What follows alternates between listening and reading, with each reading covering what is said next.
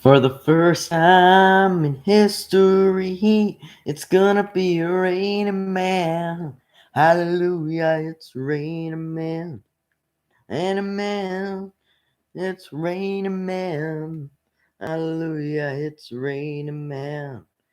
Right, so we've got 10 minutes until the Grand Prix begins. I'm home alone, so you won't hear any babies in the back, any little boys in the background, or my dad in the background, because they are all out getting an oven, I think, something like that. Boring adult stuff, and I can't look after my brother, so they took him with.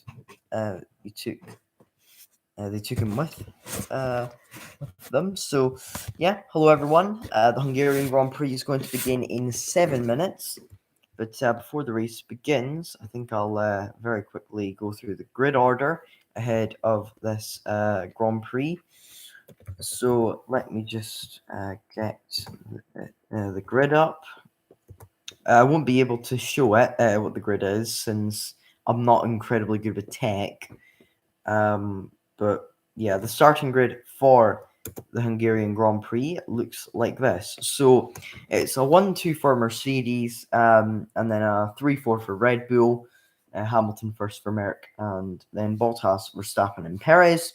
And then it is Gasly, Norris, Leclerc, Ocon, Alonso, and then Vettel.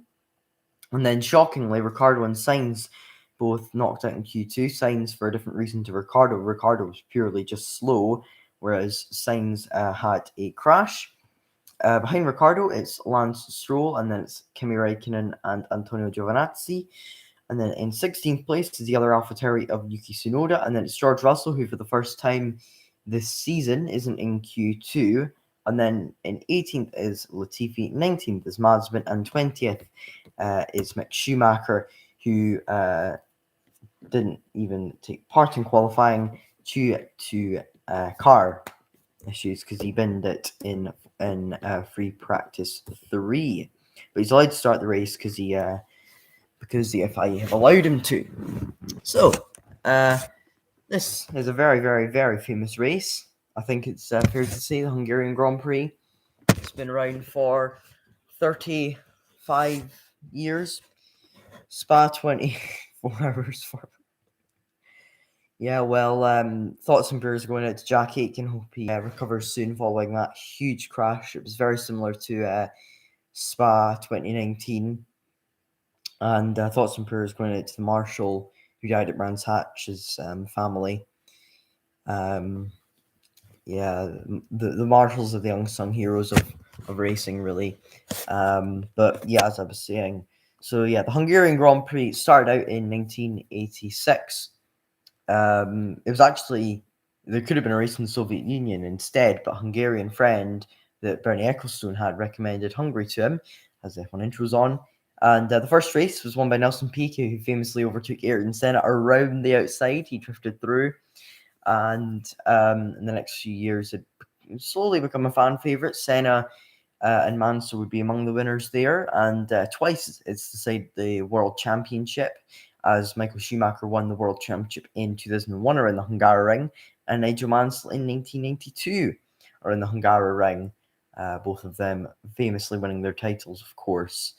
But here we are for the Hungarian Grand Prix, and it is raining. I've been up since 8 a.m. yesterday, watched F1 quali, and then the 24-hour spa all the way through. That is commitment, my dude. That is commitment. What I'm going to do is I'm going to turn off my camera for a minute, if I can, since I need to get my stream properly set up. So, let me just put it over here for a minute, and then what I'm going to do is I'm going to move this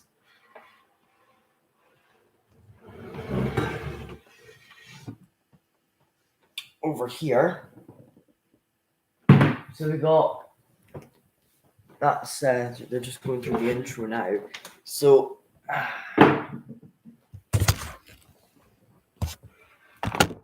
hello, cousin Sean. Right, there we go. Got it properly set up now. I'm gonna sit on as much stuff as possible. So I'm up to eye level. Hello. So yeah, we've got. Oh, that's a very famous moment. So yeah, they're just going through some of the famous things that have happened at this race. 2015, Hamilton and Rosberg. Nico ran over my line. I think it's what Hamilton said. What a load of nonsense. What a load of nonsense. But it's going to be a wet race today, which is absolutely amazing. I don't know if they're starting on inters or on wet. So I think it'll be on inters. But here's the starting grid. I already mentioned it, but I'll go through it again. Lewis Hamilton takes his 101st pole in Formula 1 as he's looking for his 100th win, and he's ahead of teammate Valtteri Bottas. Then it's the two Red Bulls. Max Verstappen famously crashes over some last round ahead of teammate Sergio Perez. And there's Pierre Gasly qualifying well for AlphaTauri, beating both McLaren's, Ferraris, and everyone else as Lando Norris lines up alongside him in P6. Charles Leclerc could not improve on his last lap in qualifying, and as a result is in 7th ahead of Esteban Ocon. And then it's Ocon's teammate Fernando Alonso at 9th alongside his old title rival Sebastian Vettel. Daniel Ricciardo had a very poor qualifying and is down in 11th place, and he is alongside Lance Stroll. Then it's the two Alfa Romeos, Kimi Räikkönen coming out on top against teammate Antonio Giovinazzi as they line up 13th and 14th. 15th is Carlos Sainz, who did not set a time in Q2 as he crashed at the final corner, and he's at a Yuki Tsunoda. George Russell, for the first time this year, not making Q2, he's in 17th alongside teammate Nicholas Latifi. And then Nikita Mazepin outqualifies Mick Schumacher due to Schumacher not taking part in qualifying due to a crash in FP3. But there's Max Verstappen, one of the rainmeisters, as they say in Germany. And there is Valtteri Bottas, who's not the best in the wet. I can imagine that he'll get jumped off of the start by Verstappen. Bottas is well known for not having incredible starts. And then there is the pole sitter, his 100th pole in Formula 1, Lewis Hamilton. And I'm trying to find where the remote is. Unfortunately, I cannot find it. I'll be there. Just going to casually show off my Sebastian Vettel bottle that I got. Free of charge as well. Well, the only thing that it cost me was my knowledge. And I'm going to have the volume up a tiny bit so I can see it. And yeah, everyone is starting on intermediates. No one's taking any risks. It's not like last year where Magnussen and Grosjean both came into the pits and changed to intermediates and got a penalty. Everyone is on inters. It's a level playing field for everyone. So it's going to be a matter of who is good in the wet and who has got the best car. And overall, I'd say that the man who has that combined is probably Lewis Hamilton. And then it'll be close between him and Max Verstappen. But because Hamilton's starting on pole and the Hungaroring's notoriously difficult to pass around, I think Hamilton could be on for something. Although, keep in mind, we did have another wet race in Imola. Sorry, that's just an alarm for my phone. And now it has hit 2 o'clock. So they're heading around on the formation lap on their intermediate tires. I personally, it doesn't look that rainy to me. I personally would not start on inters. Oh, I can see the rain actually. It's just the TV. It's not incredible. Well, all TVs try their very best to show as much as possible and make it look as real as possible. But I'm gonna move the TV a little bit so I can see it a bit better. And just gonna. Oh, Shorting Radio.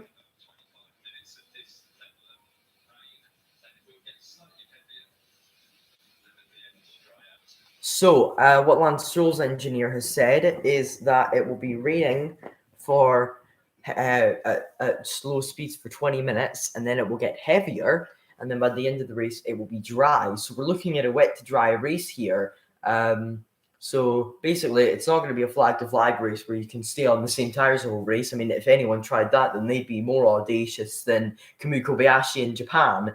But this is going to be a very, very interesting race because look how close it is between Red Bull and Mercedes in the constructors. Only 4 points. This is the closest title fight we've had since 2018. And Red Bull, yes, they have had the fastest pit stop of the year. They can brag about it all they want. That was in Bahrain. And Hamilton said it is Inter's weather. So there's the race leader. Of course, we're heading around on the final part of the formation lap. They're heading round the penultimate corner now, at the end of their formation lap, and the last 3 winners around the Hungaroring have been Lewis Hamilton. If he wins around here, he will become the winningest driver at a single track, as he is tied with Michael Schumacher, who won 8 times around Magny-Cours, and Lewis has won 8 times around Hungaroring, and also around Silverstone, of course, because he won 2 weeks ago, controversially, of course. But Verstappen said we shouldn't talk about it, so let's just not bother about it. Don't worry, there won't be any technical issues because I'm charging my computer, so it'll be flag to flag for me. And they're starting to get into their grid slots now. Hamilton's now lined up. Question is, when's Bottas going to line up? There he is, and there's Verstappen, and there's Christian Horner. Controversial nowadays, but the top 10 are beginning to line up in their grid slots. They have now lined up in the grid slots. Ricciardo in 11th has. And, we got a risk taker. Oh, Giovinazzi's taking a few risks. And he thinks it's dry enough for dries. Wow. So we have got a risk taker after all. He'll be getting a penalty for that, of course, because it happened last year. But here we go. We got 19 drivers lined up. One in the pit lane. 3, 4, 5 red lights for the Hungarian Grand Prix. And it's lights out. And we are away. Poor start from Bottas. Good start from Verstappen. But look at the start from Lando Norris. Look at the start from Lando Norris. He's got up into 3rd place. He's passed Perez. And he's passed Bottas. Oh, and there's contact. And Verstappen's been hit. Verstappen's been hit. Carnage everywhere. And there's loads of contact everywhere. Everyone's been hit. Hamilton's the only way it gets to be cleanly. And 2nd place is an Alpine. 3rd is an Aston Martin. And 4th is a Ferrari. And Verstappen's been hit. Verstappen has been hit.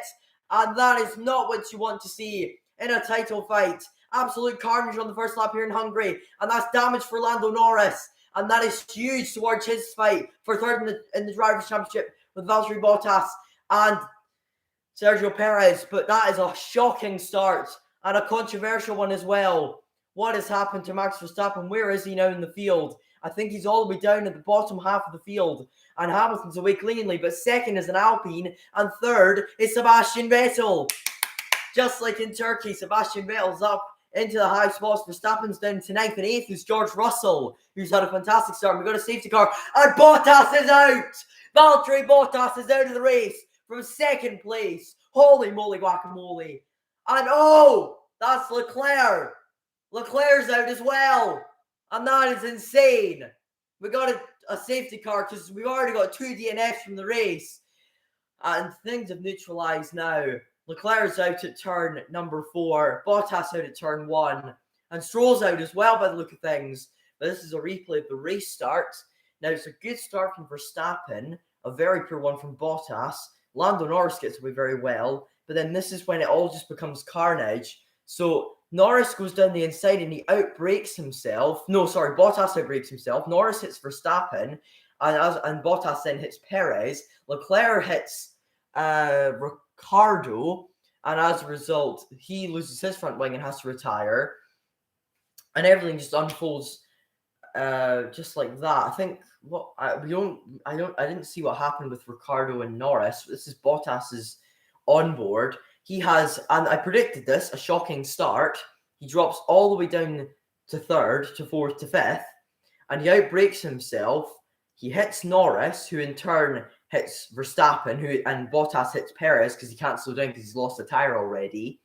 Leclerc hits Ricciardo, and there's Perez into the pits. Verstappen's into the pits. Verstappen's at the pit and he's 13th. So we got 4 retirements from the race because apparently Perez is retired, meaning that it's a direct fight now between the Mercs and the Ferrari, the Red Bulls. And this means, by my calculations, that there will be at least one midfield driver that will be on the podium. Team radio from Hamilton. And Hamilton's saying there's so much debris on the track, and he is correct in saying that, as Norris and Verstappen both had to come in for repairs. However, they shouldn't lose too much time. What happened here with Verstappen? Oh, that's a bit of debris coming off of the Red Bull. He should be okay, though. He's looking okay anyway. But that was absolute carnage off the start. So apparently Perez and Stroll are both out. I'm going to need to see that. Yeah, there's Perez out of his car, but where is Stroll? I think I'm going to click the red button because I want to see all the drivers' onboards, etc. So that is an absolutely insane start. Yeah, there's Perez. He's pulled off, and we've got. That's not. I'm not looking for the live timings. I'm looking for onboard. Here we go. So can I change the onboard, or is it stuck to a certain driver? So there's Carlos Sainz, and he is running just behind. Is that the Alpine of Alonso, I'm guessing? And then we got the second onboard, which is Verstappen Gasly.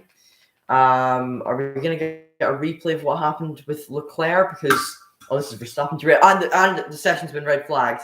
So we got a red flag already in this race. I'm going to contact my friend and see if he can get in touch.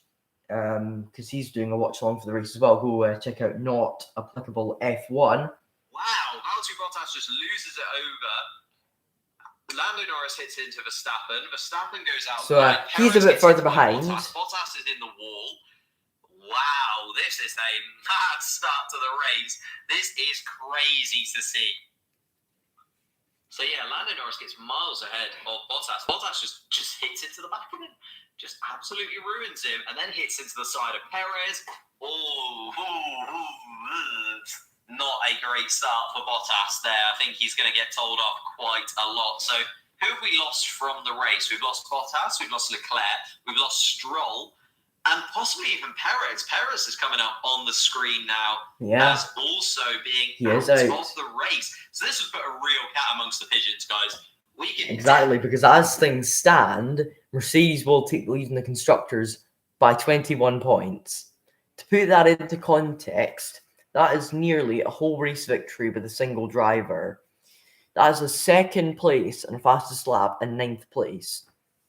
So unless Verstappen can somehow work his way through the field, sieve his way through the field, and catch Hamilton, I don't see a way back for him. And oh my goodness, the Red Bull is actually damaged. Verstappen's massively damaged. They can repair it though, because it's a red flag, and they can change onto whatever tires they want. Because this red flag has put multiple jeopardies into the race, because not only is this red flag going to mean it'll be really, really wet after the restart, but it also means not only do we only have 15 runners left in the race, but there'll be a podium finisher that's in the midfield. And to add things further into the mix, one of the McLarens is further down the field and one of the Ferraris is out of the race. So it could either be a day of disaster for Ferrari, or Sainz could get a podium and it could be a triumphant race with both McLarens doing crap. But this is another replay of the race start. I need to see what happens here with Leclerc and Sainz has got a fantastic start. But yeah, so what happened with Leclerc? So Leclerc just breaks at a normal time, and oh my goodness, poor Leclerc.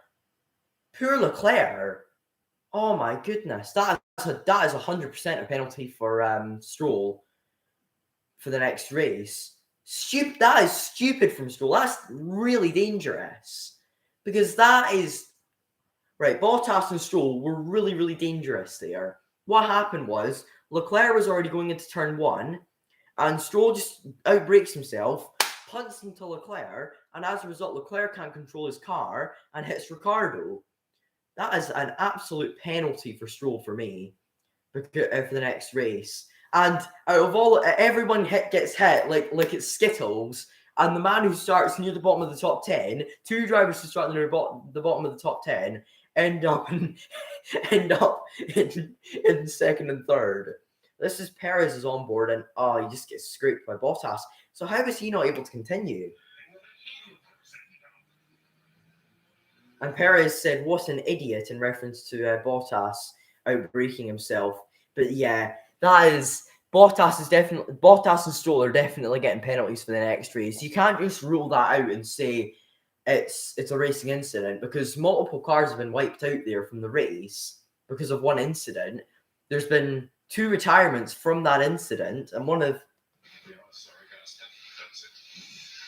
That's a grid penalty for Bottas and a grid penalty for Stroll for the next race. And this is unbiased. This is completely unbiased, this point of view. Verstappen had a fantastic start, and he was looking to maybe fight Hamilton into turn one. He takes the regular line, and then Norris runs into him. And Lando can't do anything about it because he's been punted by Bottas.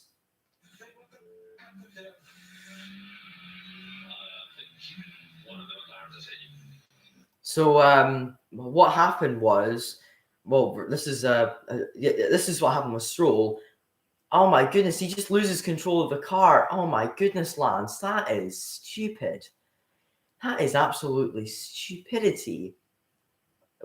If you can't control the car, then just run off the track if you can. And if you can't, then try and avoid everyone else.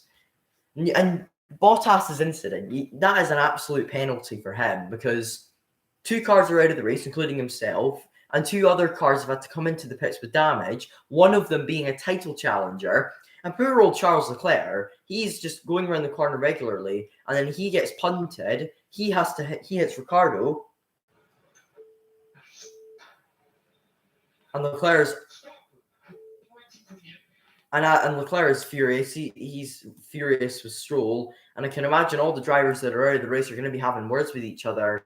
And Lando Norris, that was a bit close there with the Alfa Romeo, but we got a red flag still, and everything is just completely neutralized in this race. Race is something that I have not finished yet, hence why it looks nothing like anything else that I've produced. But here we go. We've got enough time now that we've got a red flag. I can rehash the grid. Rehash the grid and see what that looks like. Oh my goodness me. Jesus. Photo to Russell. Have to wait for another. Yeah. I think it's about time that I honestly think because of that incident, Bottas might get fired mid-season. I might be crap talking, but Bottas has had about quite a few incidents that has tarnished his season, and now Hamilton is going to be 17 points ahead of Max in the championship because of that stupidity from Bottas. And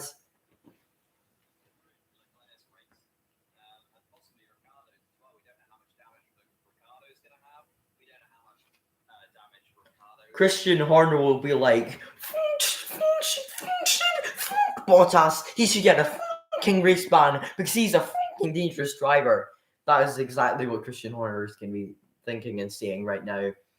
But I mean, wow, that was just.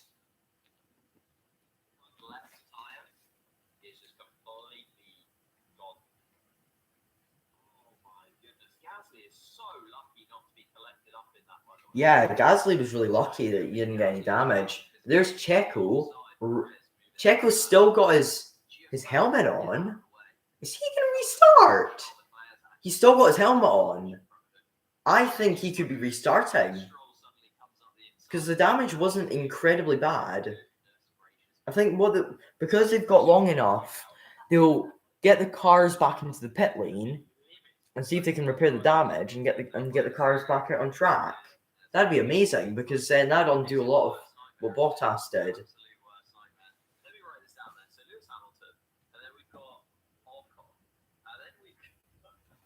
Oh my god, the order right now is Hamilton, Ocon, Vettel, Sainz, Tsunoda, Latifi.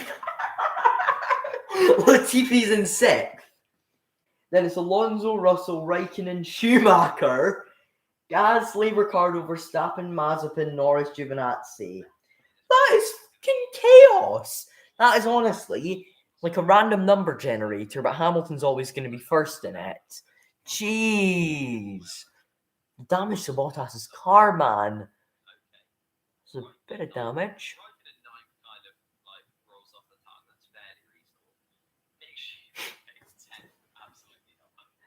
Latifi's made up 12 places.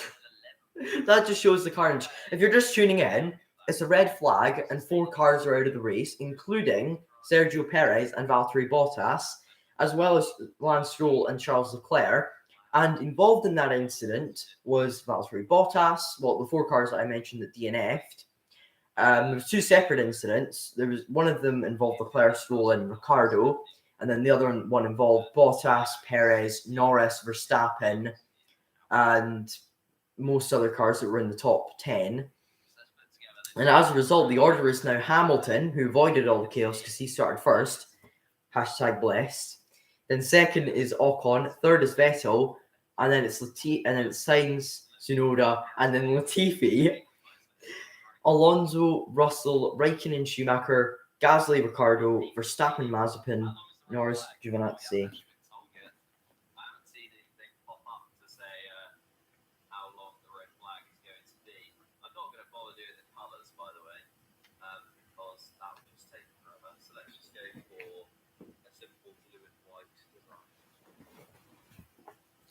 So there's Verstappen, who's been involved in all the carnage.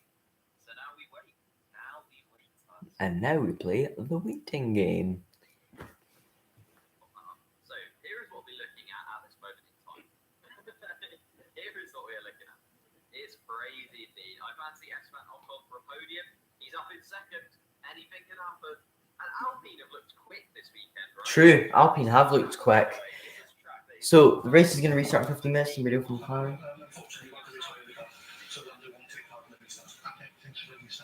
Oh, Lando's not going to be restarting. Lando's out as well. This is where you can overtake, and down into turn 1 is very narrow and very tricky to get right. So it's going to be crazy for these guys. Absolutely crazy. Lando isn't restarting because he's got too much damage on the car. Oh my goodness. So it's down to 14 runners now. Depending on how Hamilton's race manages to sort of pan out over the course of this.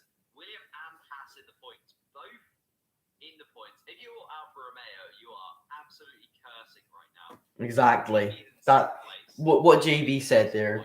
Whatever JB says, just go along with whatever he says. This man's a genius. You are seething if you're Alfa Romeo right now. True. You hate Mercedes. I mean, Bottas. I don't think Bottas did it on purpose, but he has just ruined everyone's race. He's ruined Lando Norris. He's managed to ruin both Red Bulls. Indeed. Gasly's race has been ruined by Bottas. Correct. Wow. And Stroll's ruined Ricciardo and Leclerc's race. Yes, is. And then obviously Lance Stroll and Leclerc. It'll be interesting to see if both of the McLarens actually get going again. Of course, he's a couple of minutes behind. He's watching it on a bigger delay. So he's got a massive delay. So yeah, we got a red flag, and oh my goodness, that hit is huge from Bottas. There's 2 things I'd like to say. First of all, Bottas is absolutely at fault for that, and second of all, everyone's okay. Although a lot of the cars aren't, unfortunately, because of how severe the damage was. So this is the onboard of Ocon, and you're just going to see all the carnage unfold in front of Ocon's eyes. So you got the Ferrari there of Sainz. He's having to avoid all the carnage, and so this is when it begins. Bottas hits Norris right there, and then Norris hits Verstappen. Bottas is on a trajectory where he's going to hit Perez, and he does. And just outside of that is Gasly, who knows something's coming, so he goes outside to avoid the carnage. And then Ocon just sees Ferrari and Aston Martin right in front of him flying because they've collided. And Ocon just gets away scot-free. He was literally just getting the popcorn out, and the same with Seb. Watch this. Seb's onboard is even funnier because he can see it even more. He's behind. Look at the start from Ricciardo and from Stroll, and Vettel got a crap start. Oh my goodness. But I guess that crap start turned out to be, as they would say, a blessing in disguise, since he avoided all the carnage. Meanwhile, right in front of him, his teammate forgets that he's driving a Formula 1 car and not an Aston Martin Valkyrie, and punts into the side of Leclerc. And you can tell that the Alpine's just like, yeah, I can see what's coming here. And so he sees what's happening, brakes so hard and manages to react well enough to avoid it.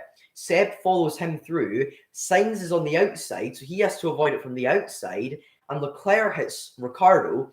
So in all of this, Hamilton gets away scot-free. Basically, in a nutshell, Hamilton gets away scot-free. On the outside, Gasly and Sainz have to go, meaning that Gasly loses a lot of places and Sainz goes down to fourth.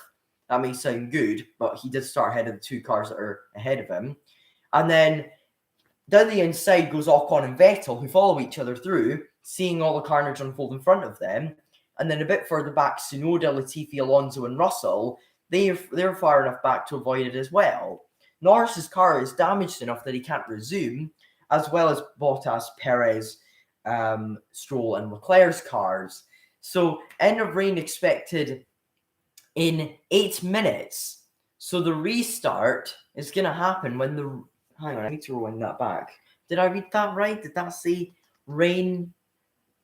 End of rain expected around 3:30, and that's their time, which is 7 minutes time, our time, and then sunny spells. So on the restart, it's going to be dry, meaning that the teams have two options: go bold and go out on hards or medium tires and try and go to the end of the race, or stay out on inters and not take any risks. And I can imagine the majority of the teams will choose the latter. But there could be some teams who risk it and go for the former and try on the dries. But this is going to be a race of strategy, a race of carnage. I mean, you saw my description. I predicted everything. I said this race is going to be exciting, and it has been, because we're only 3 minutes into the race, and there's a red flag, and we've only got 15 runners left in the race since Norris isn't resuming. So let the games begin, I guess.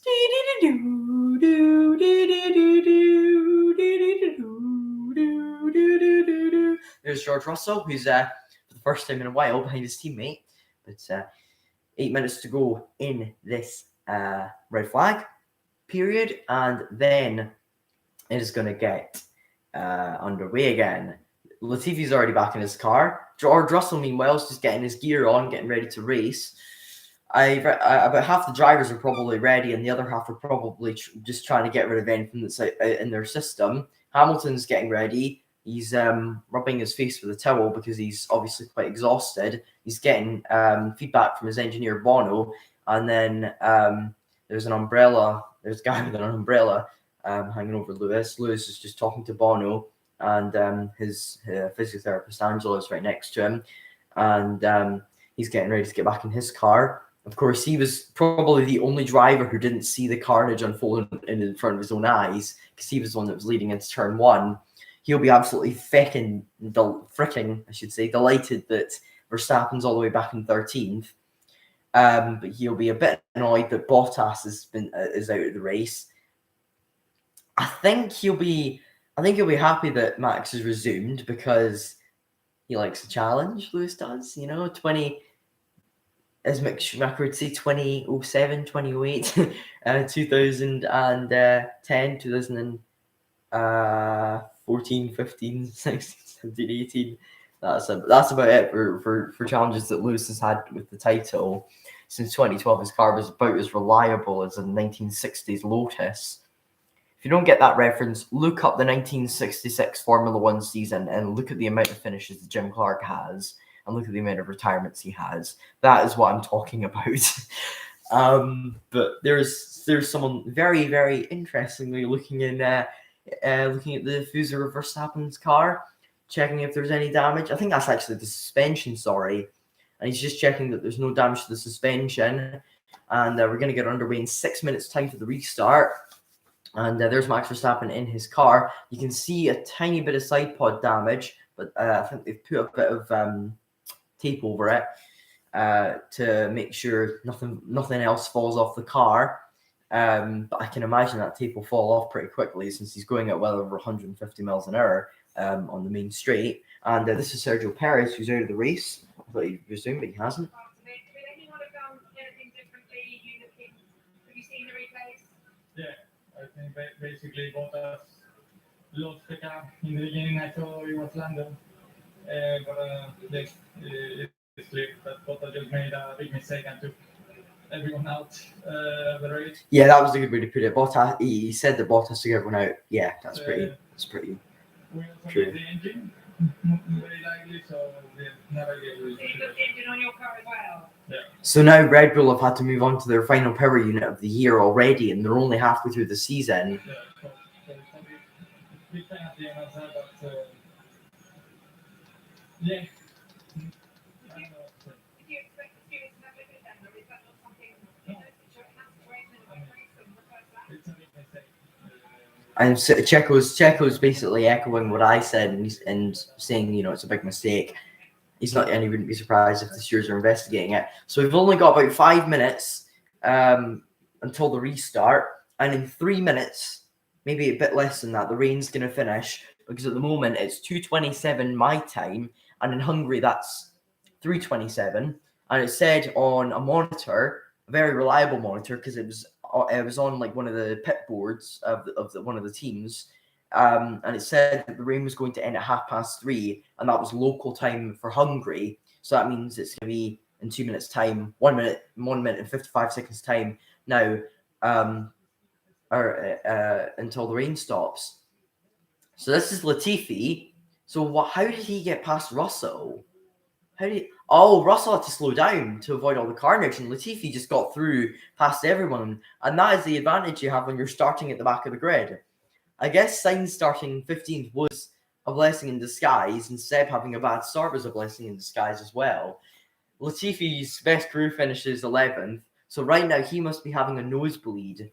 But Lando, Fantastic start, going up the inside of Valtteri. Looks like he just got his braking wrong, and as a result, you're standing here right now. Yeah, not much to say. Yeah, just annoyed, I guess. Not why, I don't know why, why that has to happen, why risk doing those kind of stupid things, but nothing I can do, so don't know what to say. I know, would you expect the stewards to look at it? Would you expect the stewards to look at it? Of course. Maybe give a penalty? and Lando's saying, of course, to Rachel Brooks, asking him the same way. She's basically asking him the same questions as Checo, because why not? Because they both had to retire from the race because of the collision. Yeah, he basically said, of course, they should look at it. It was a stupid move. It's not up to me at the end of the day. All right, Lando, thanks. And Lando said, look, Lando just looked really sad, which is fair enough because you're fighting. The only good thing that Lando can think about is the fact that both of his rivals for third in the championship are out of the race. So it's not that bad for him. Although for his team, on the other hand, because as things would stand, Sainz getting into fourth place means that Ferrari would only be 2 points behind McLaren, and as things stand, Mercedes would be, to put it simply, miles ahead of Red Bull, 21 points as things would stand, although that was a similar gap that Red Bull had to Merck after Austria. So the race is restarting in about 1 minute and 50 seconds time. And if you haven't already, click the like button below and subscribe if you're watching it on playback. Hello. And we've got 1 minute and 45 seconds until the restart. There's George Russell, who's 8th place. His best finish is a 9th. Of course, that is probably the worst 9th place of someone's career because he led like most of the race, and then everything just fell out of favor for him. AKA luck just decided to hit him really, really badly. But this is Andrea Seidel. And for Daniel as well. Is Daniel's car okay? We saw it got spun around. No, unfortunately, also Daniel's car is damaged, and I'm sure we have lost a lot of air now, but we're still trying to hang in. So Andrea Seidel has just said that Daniel Ricciardo's got huge damage as well, and he's lost a lot of aero on the car, meaning Ferrari could have Christmas coming early for them because Sainz has got more pace than the Alpine and the Aston Martin in front of him, meaning that basically second place is almost a certainty for him. Well, it's not a certainty, but it will be. That Ferrari car is quicker than the Alpines, so you would not be surprised if Sainz got 2 places at the restart. The tire blankets are coming off of the sole Mercedes' car. The remaining Mercedes of Lewis Hamilton, the race leader, of course. Mercedes will be they'll be happy, but at the same time really, really annoyed. Red Bull will be annoyed. McLaren will be annoyed. Ferrari will be delighted. AlphaTauri will be delighted with Tsunoda getting the points. Alpine will be buzzing. Actually, AlphaTauri will be furious. What am I thinking? Because Alpine and Aston Martin are both on the podium. Aston Martin will be a bit like Mercedes. They'll be happy, but angry because Stroll caused the incidents. And then, the restart is coming in 2, 1. Restarts just happened. So, the safety cars just headed out of the pit lane. But as I was saying, who else have we got? Alfa Romeo will be angry. Williams will be delighted. Haas will be delighted. And there's one team I've missed. Who have I missed? Did Alpine, Aston Martin, Ferrari, McLaren, Red Bull, Mercedes, Alfa Romeo, Williams, Haas. Who have I missed? Right. Who on earth have I missed? I did Williams. I think I did everyone, I think, didn't I? I basically recapped what everyone will be thinking. This stream is going to be much longer than I anticipated. It'll be fine because my computer battery is absolutely fine. So that's good. The restart's happening very, very soon. In fact, they are already out on track, but they're just going to go round and then they'll do a rolling start or a standing start. I don't know which one of them it's going to be. Shoot, Hamburger lost to drew to Dresden. Sorry, I'm a Hamburg fan since my grandfather was from Hamburg.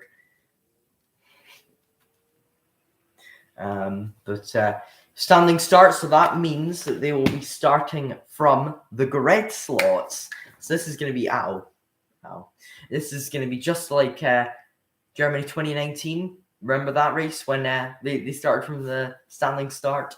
But it looks really dry now. It's not raining anymore. Oh my goodness, that looks so cursed. One of the signs says SS.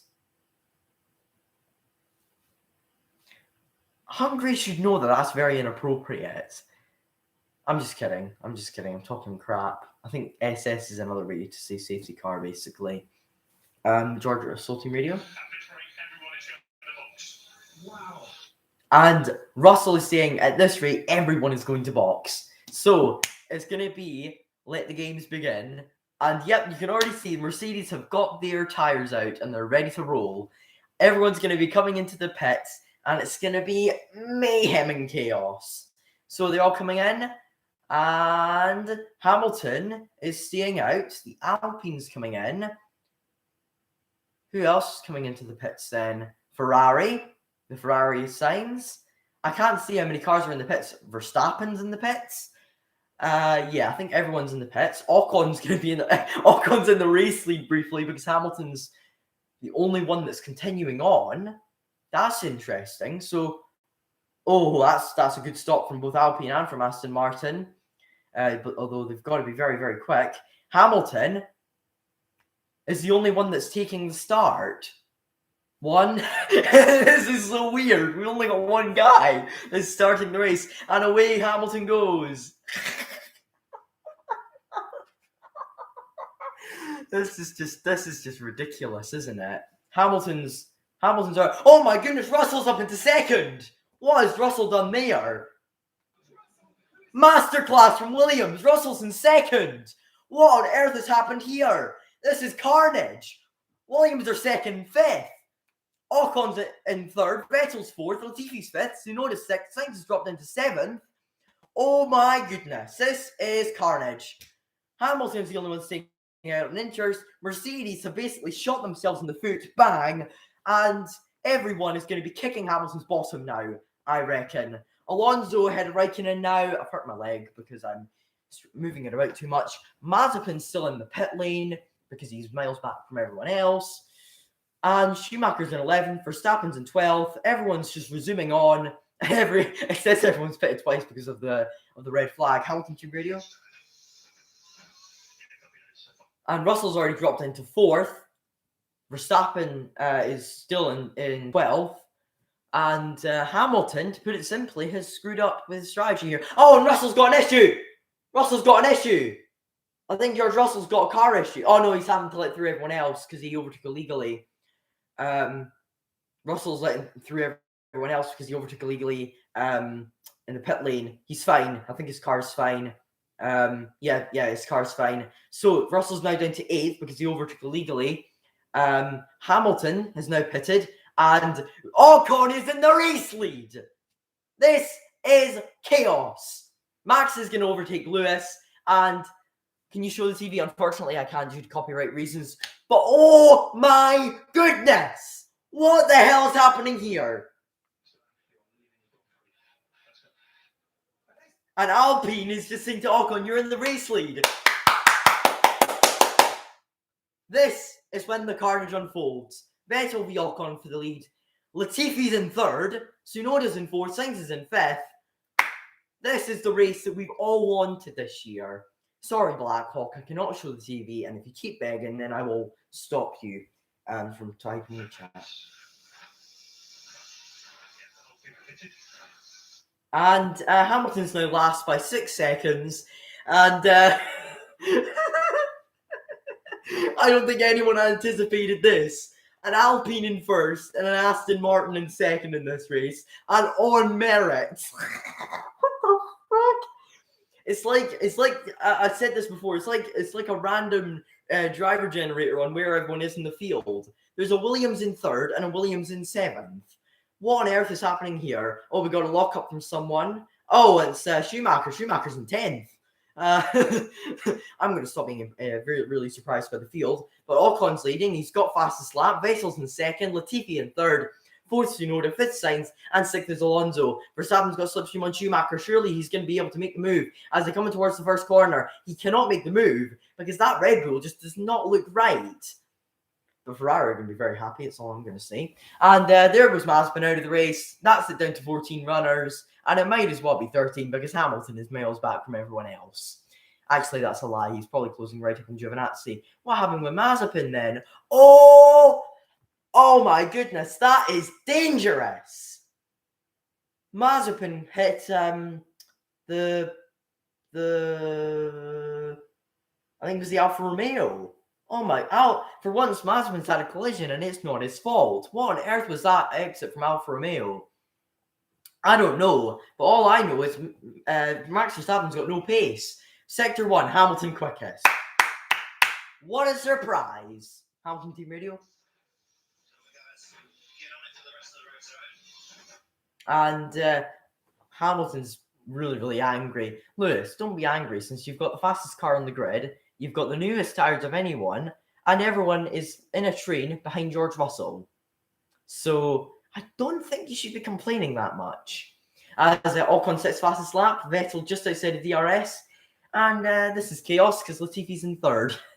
Latifi is comfortably running in 3rd, and then Sainz is just trying to catch up to Tsunoda. I think everyone's performance has been affected because of the damage of some of the cars. Hamilton, though, fastest lap, no surprises there. But Ocon's going to keep it because Hamilton's outside of the points right now. There's no point even... and there was Verstappen's defending from Gasly. Verstappen's just not looking at all comfortable out there. I am convinced Verstappen's got terminal damage because he isn't even catching Schumacher. That shows how damaged his car is. He's pushing as hard as he can, but that Red Bull's got nothing in it. Absolutely nothing left to give because it's got so much damage. But DRS is now deployed, and this is when everything's going to kick off again because it's going to be Slipstream City. Tsunoda's not catching Latifi, which is surprising. And Sainz is hardly catching Tsunoda either. Well, he is within DRS of him. Is Tsunoda finally going to get within DRS to Latifi? I think he has. Yes, he has. Verstappen's going to have to try and get past Mick Schumacher, and then he'll have to try and find a way past the other damaged car in the field, really damaged car in the field, Daniel Ricciardo. But Sainz is 10 seconds behind Ocon, meaning that what I said about Sainz battling with the Alpine and the Aston Martin, yeah, I think I might have been wrong with that. But DRS is now deployed for everyone, so this is when everything will start to become Rise of the Valkyries by Richard Wagner. And Ocon leading by 1.8 seconds. We've got a bit of smoke. I think someone might have gone off the track a little bit. No? No one gone off the track? I thought someone had gone off the track because there was a lot of smoke. But Schumacher's still ahead of Verstappen, and Verstappen just cannot get past Schumacher to save his life because of the car damage. Ocon leading by 1.8 seconds from Vettel, and this is the sort of timings that you'd see in a free practice session, not in an actual race. And I would be excited, but I don't think anyone would be entertained by that. And Hamilton, being the person that he is, well, I've got nothing against Hamilton. He can't get close to Giovinazzi, apparently. As I say, that he's probably going to set fastest lap because it's Lewis Hamilton. But 1.7 seconds between Ocon and Vettel are keeping tabs on each other. Sainz is only just about in DRS of Tsunoda, who is just about in DRS of Latifi. Under investigation, Raikkonen and Mazepin. That'll be a fine for Alfa Romeo, in my opinion. Raikkonen shouldn't get a penalty for that because it's not his fault at the end of the day. He's just following what the team says. So, fine for Alfa Romeo, in my opinion. Because that happened in Germany in 2019 as well. Dangerous pit lane exit. Unsafe release, as they would say. And Schumacher's not in DRS of Ricciardo anymore, so Verstappen should get past. Surely. He can. What's happening with Max? And it's a lock-up from Schumacher. What on earth is wrong with Max's car? Please can we get some team radio from Verstappen? Because I want to know what on earth is happening right now. I want to get the live feed. Is there any way to get a live feed on F1 TV? I don't think so. Okay, I'll just take this live leaderboard. I am subscribed, so can I get live timing? Lap by lap. No, that's not it. I'm trying to see what the lap times are of the other cars. I don't know if I can. I have got an account. This makes no sense. Right. What? Right. I have no idea what's happening here. But 1.4 is the gap now, so Vettel's closing up a little bit on Ocon and Russell's team radio.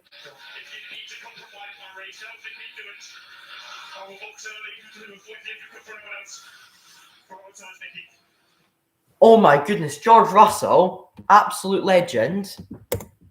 He literally just said, I'm fine with you sacrificing my own race. Do whatever you can for Nicky. And here comes Hamilton down the inside of Giovinazzi. Giovinazzi cannot get past. And easy move for Hamilton, who's now going to be chasing down Pierre Gasly and his championship rival Max Verstappen. I don't think Red Bull will particularly be annoyed now because Hamilton's really, really far back. Oh, bit tilly there from Verstappen. Surely he's going to get past Schumacher eventually, right? We're 10 laps into the Grand Prix, for goodness sake. And Verstappen, he cannot take that corner flat, that turn 4. He has to brake for it. That's the amount of damage he has on his car. How has Latifi got such good pace though? What on earth have Williams put in that car?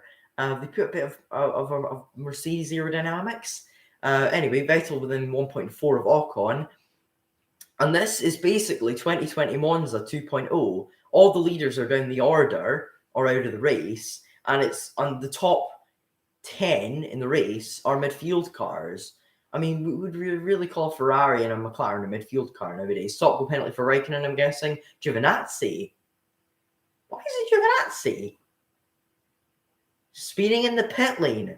Well, that's just pouring even more salt into the wounds for Antonio Giovinazzi. He's running last in the race, and it's just gone even worse for him. Hamilton's now chasing down Gasly, and Gasly's going to get the order from Red Bull to hold up Hamilton as much as possible. Hamilton's got no grip out there, and Schumacher's still holding up Verstappen, and Haas is going to be absolutely delighted because they're getting points at the moment.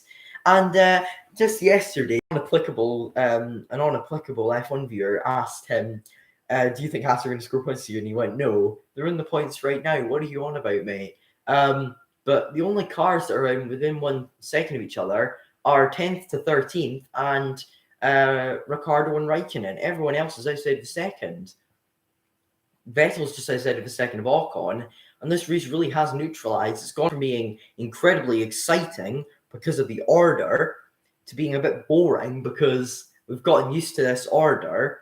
And hardly anything is happening because everyone's either got damage or doesn't have the balls to go for a move than the inside of another car. Seb's just outside of DRS of Ocon, and he should be catching up to him in a straight line because of the Mercedes power unit in that Aston Martin, and he is catching up in a straight line. But around a track like Hungary, it is not that important to have an incredible engine. And we saw that in 2015 when Fernando Alonso got 6th place in the rubbish Honda engine that McLaren had in those days. Now and now they're actually further back than that. But Verstappen, he just can't get past Schumacher. He's stuck behind him. Gasly's holding up Hamilton and doing a good job, but Verstappen just has no grip in that car. Vettel's keeping up with Ocon just fine, but it's going to be about, this is ridiculous, Lewis Hamilton 2021. That's my quote. That is my quote, Sebastian Vettel. Honestly, that's my quote. If Hamilton said, honestly, this is ridiculous, Sebastian Vettel, I would do a really good Sebastian Vettel impression and go, honestly is my quote. No, Lewis. I'll see you in court, my friend. I'm sure Seb wouldn't do that. Seb's a lovely guy. And you might be asking, how do you know? I met him in person, so that's why I wasn't doing a live stream for the British Grand Prix, because I was there. So yeah, Vettel just outside of a second now. Hamilton Team Radio. Hamilton's got no grip, and I think everyone agrees with you there. I think by lap 50, the order will be completely different to this. Verstappen will be well and truly in the points because the grip will be much better, and the car performance will really start to show. Gasly's doing a really, really good job at defending from Lewis Hamilton. And here comes Hamilton. He's chasing down Gasly. Is he going to be able to make the overtake? Oh, Gasly's not leaving him much room. He's that's shades of Gasly's best friend Charles Leclerc and Monza in 2019 when he left Hamilton no room at all. And obviously no penalty for him, so I don't imagine it'll be a penalty for Gasly.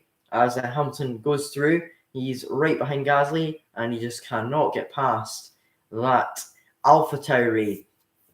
Meanwhile, Nicholas Latifi doing a solid job in 3rd place for Williams, and Yuki Tsunoda is right behind him. Is there why can't I just see what the lap times are for each car? I wonder. Could I go into the F1 app on my phone? Maybe. Let's have a look. F1 app. Where is it? There it is. Okay. I'm gonna have a look at the F1 app and see what the live timings are. And then I'll have a look at what the lap times are for each driver. So we've got one viewer. Hello to the one person that is viewing. Thank you for liking the stream. Hello. Hey, good to see you, that 2 Formula.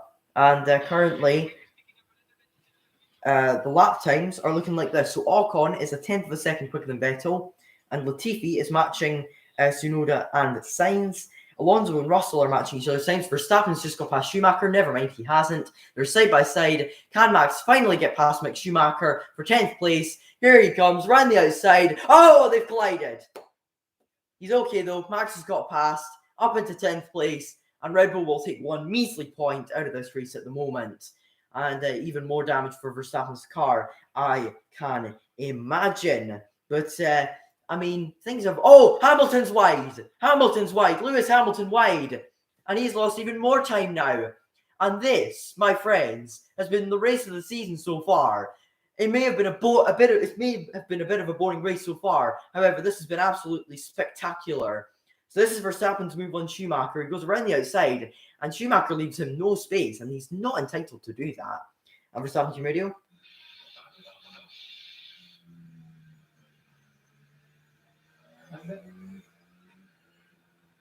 That is, you know what? I've always been a bit of a fan of Mick Schumacher, but that's a bit dangerous from Mick because you've got to leave at least a car's width there. And, this is what happened with Hamilton. He just outbrakes himself and he locks up. You know what? That's a simple mistake to make, even for a 7-time world champion. So I'm not going to criticize Lewis for that. He gets too much criticism. Time penalty for Kimi Räikkönen. Very unfair. Should be a fine for Alfa Romeo. It's not his fault, so why should he get a penalty for it? Schumacher holds up Verstappen for well over 10 laps. Gasly gets past immediately. Gasly's up into 11th. First points for Haas. Yes, indeed. Well, that's gone out the window. Schumacher's now down to 12th. And at the moment, Vettel's just, as I said, was second of Ocon. And the standings looks like this. So it's Ocon, Vettel, Latifi, Tsunoda, Sainz, Alonso. Then it's Russell, Raikkonen, Ricciardo, and then Verstappen at the bottom of the top 10. And we just hit an hour on the stream. Thank you, everyone, for watching. If you have already, click the like button and subscribe. No investigation necessary into the Verstappen-Schumacher incident, just on the previous lap. And Gasly is going to be chasing down his old teammate Max Verstappen. Lewis Hamilton is going to be trying to get past the son of the person who everyone compares him to, Michael Schumacher's son Mick, and the rivalry continuing between the Schumacher family and Hamilton, and Raikkonen into the pits to serve his penalty. And now Verstappen's up into 9th place, and Hamilton will be up into 11th. So, because he's just got past Mick Schumacher for 11th place. Now he's going to be chasing down Pierre Gasly for the points, and Verstappen is now 2.8 seconds behind. And this has been a nightmare for Alfa Romeo, because they've got the biggest rivals, as it stands, scoring 21 points in this race in Williams, and Haas are running in 12th place at the moment with Mick Schumacher. And I know that might not be relevant because they're not in the points, but still, it's pretty bad image for Alfa Romeo. And to be fair, the only one of the Alfa Romeos that should have gotten a penalty was Giovinazzi. That was really harsh on Raikkonen, in my opinion. But it shows that when Ocon-Vettel comparison in lap times. So here they come across the line yet again. On the last lap, Vettel was marginally quicker, and on this lap, he is marginally slower. These guys are matching each other's pace pretty well, I'd say. Latifi is a bit slower than Sainz. Is he? No, he's not. He's a bit quicker than Sainz. On the last lap, he was a bit slower. Tsunoda is actually catching Latifi, and in the next 15 laps, he'll be past him, because he was over a 10th quicker than him. Russell running in a very good 7th place, although he'll be hoping for much better. Hamilton with the fastest lap yet again, and he is 4 seconds behind.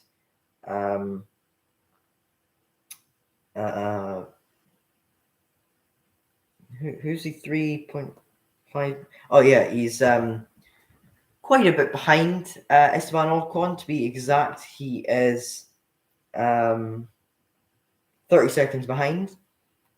And at the moment, that was a very slow stop from Raikkonen. So that'll be why he was behind Giovinazzi. I was wondering why he was behind Giovinazzi. So that was why he had a very, very slow pit stop, and it wasn't just because of the stop go. So the only person that was near Hamilton on that last lap, in fact, the closest driver to Hamilton, was, guess who? His championship challenger, Max Verstappen. He was 6 tenths a lap quicker, but remember, Verstappen does have car damage, Hamilton doesn't. So that does play a massive part in why Hamilton's much quicker than Verstappen at the moment. Hamilton and Verstappen are closing up to Ocon, as Verstappen was 3 tenths quicker on that last lap. Vettel had a very good lap. Whoa! Seb's close. Guys, TV cameras on Seb and Ocon. Oh my god, the Hungarian guys are a nightmare. Oh! What's happened with the... Huh? Oh, Seb's so close that you can't see his dot on the map. Right, there's Vettel 5 tenths behind Ocon. And the battle resuming between these two. The two drivers who have been in very, very good cars at one point in their careers, and at other points been in absolutely dreadful cars. AKA Ocon. Actually, to be fair, Ocon's been in a pretty good car most of his career. Seb, on the other hand, 2020 Ferrari. And 2008 Toro Rosso. I don't know how he managed to get a win in that car. He carried that car. But Seb's not had a very good lap so far. He's a bit behind Ocon. And in the sectors, Vettel actually set a purple first sector, but lost a lot of time in the middle. Raikkonen's just got past Giovinazzi. I can imagine that's team orders related. And Russell is miles away from Alonso, and Ricciardo's about a second behind him. So at the moment, not really any battles going on track apart from the one for the lead. Seb and Ocon are matching each other's times really, really well. And this is a lovely battle that we're getting between these two, because it's two fantastic drivers from two fantastic nations driving for two fantastic teams, both of whom are new to the grid technically, but they're basically the same team they were before it's rebranded. Ocon Team Radio. So, plan A+5, I take it that means he will go 5 laps longer in his stint, and the plan A being he'll pit very soon, and he'll do an undercut on Vettel, but although it could be the overcut, I think what it basically says is either go 5 laps longer or 5 laps earlier than Vettel is basically what his engineer is saying there. But my family are finally home, and my dad's going to be very surprised to see what the current results are, since everything is just unfolding. Dad, I think it's fair to say that the order's been pretty much grid randomized, and your reaction? Yes, Latifi is in 3rd, Hamilton's down in 11th. How? What happened? For massive first lap collision. With Verstappen and Hamilton? Not with Verstappen and Hamilton, with Bottas. It was 2 separate incidents. One with Bottas, Perez, Norris, and Verstappen. Hamilton had a very bad strategy, and he's down in 11th now. And there's a separate incident involving Stroll, Leclerc. Is that all the ones that's out? Yeah. Mazepin, Norris, Perez, Stroll, Leclerc, and Bottas. They're all out. Yeah. Vettel 2nd. Yes, and he's battling with Ocon for the lead. Dad, you just look very... Stroll's out. What happened to Stroll? He basically punted into Leclerc, who punted into Ricardo. Norris couldn't continue because of the damage, and Hamilton's had to come into the pits again. 2.4 second pit stop, and so that's Hamilton dropped again. He's basically he's only lost 1 position really. Raikkonen with fastest lap. Raikkonen, get in there. Where's Verstappen? 9th. He's got car damage though, so... Dear. So, it all happened the first few laps? All happened on the first lap. Wow. First corner. Wow, I won't get looking. And, yeah, this has just been a very interesting race. Unbelievable. I did not expect to see that top 5. Top 10 even. Because Sainz started, 15th? Yeah, and Latifi started 18th and Russell started 17th. Ocon started... Michael Schumacher up to 11th. Mick Schumacher up to 11th. Yeah, because everyone... Where's Mazepin? Mazepin's out, remember? Funnily enough. No, that was because there was a really bad pit lane exit from Alfa Romeo, and Raikkonen got a massive got a penalty because of it. You know what? I hate to say this, but poor old Mazepin, because it wasn't his fault. Ricardo in the pits now? Yeah, Ricardo in the pits. Everyone's starting to pit now. And that'll be Verstappen. Verstappen, yeah. Now, this is going to be boxed to overtake for Verstappen. Can he jump Ricardo? I don't think he will, unless Ricardo's a really bad pit stop. It's a good stop. Oh, the back wheel spinning for his let down. Oh, almost. Oh, that was Did you see the back wheels were spinning that Honda before he let the jacks down? That must have been like a 1.6 second pit stop. That was quick. 1.6 seconds, I'm guessing. That was quick. Oh, Hamilton's jumped Ricardo and Verstappen. Yes. Holy moly, Hamilton. Hats off to Mercedes. 1 lap undercut. It's massively paid off. And Lewis Hamilton's now made his way into the points, and he'll be running in potentially 7th or 8th place after the pit stops. Meaning that, by my calculations, Hamilton will be tied, Mercedes will be tied on points with Red Bull. I don't really know what to say about that. And actually, they'll be 1 point ahead because Hamilton's going to set fastest lap. Purple first sector for him. And I can imagine a purple second sector. Fastest and by a long way in the first sector compared to anyone else. But that was a very, very clever strategy from Mercedes, and it makes up for their house of a strategy earlier on in the race. And if only Ricardo just decided to brake 10 meters later, he would have been able to stay ahead. I mean, if he had done what Mick Schumacher did, Hamilton probably would not have got past. And there's Hamilton's activating an engine mode. George Russell's in the pits now. Now that's going to be interesting where he comes out. Hamilton did have a good middle sector, although it's not a purple one. Schumacher actually had a pretty good lap there, 120, and that's a fastest lap by Hamilton by miles, 121.5. That is like 2 seconds quicker than anyone else. And yeah, thanks to radio.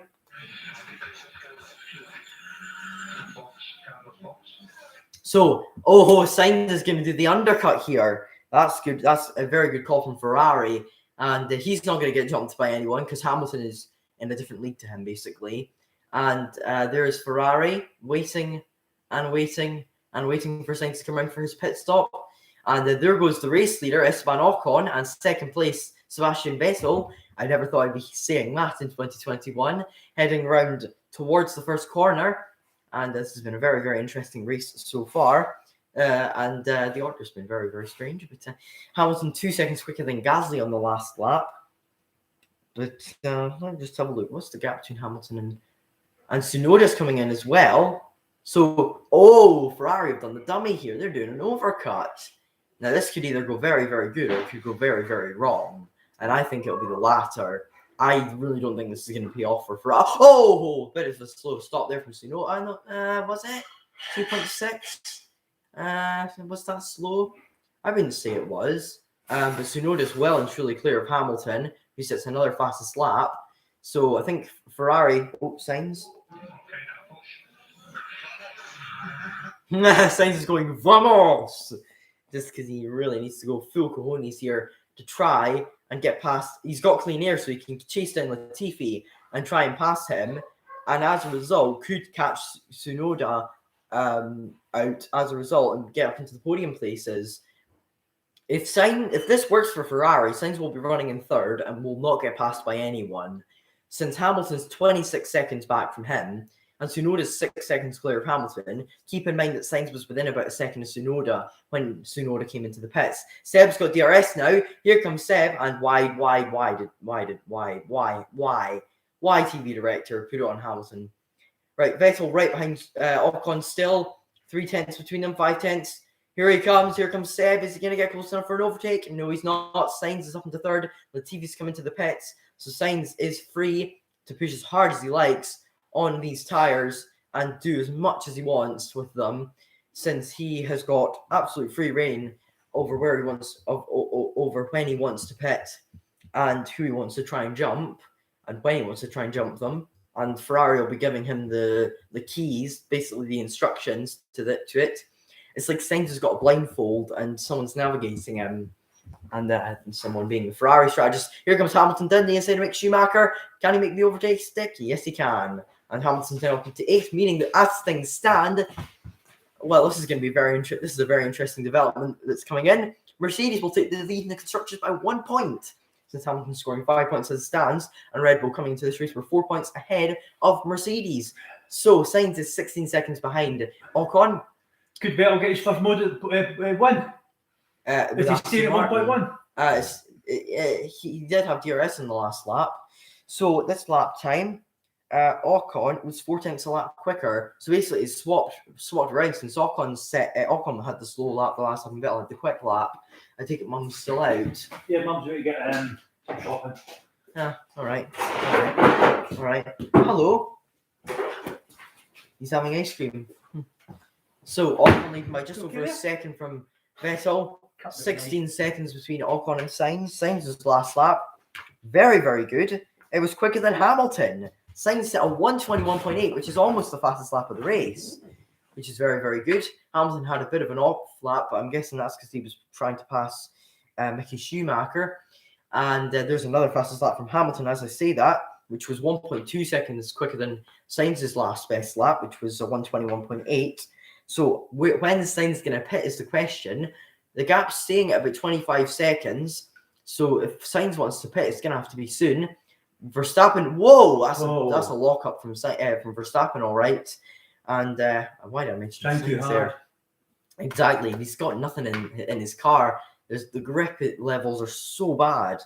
I mean, Verstappen's last lap was a 1:23.7, which is, to put into context, Verstappen's now faster than Ricardo. He's only a fraction faster. To put it into perspective, Verstappen was only third.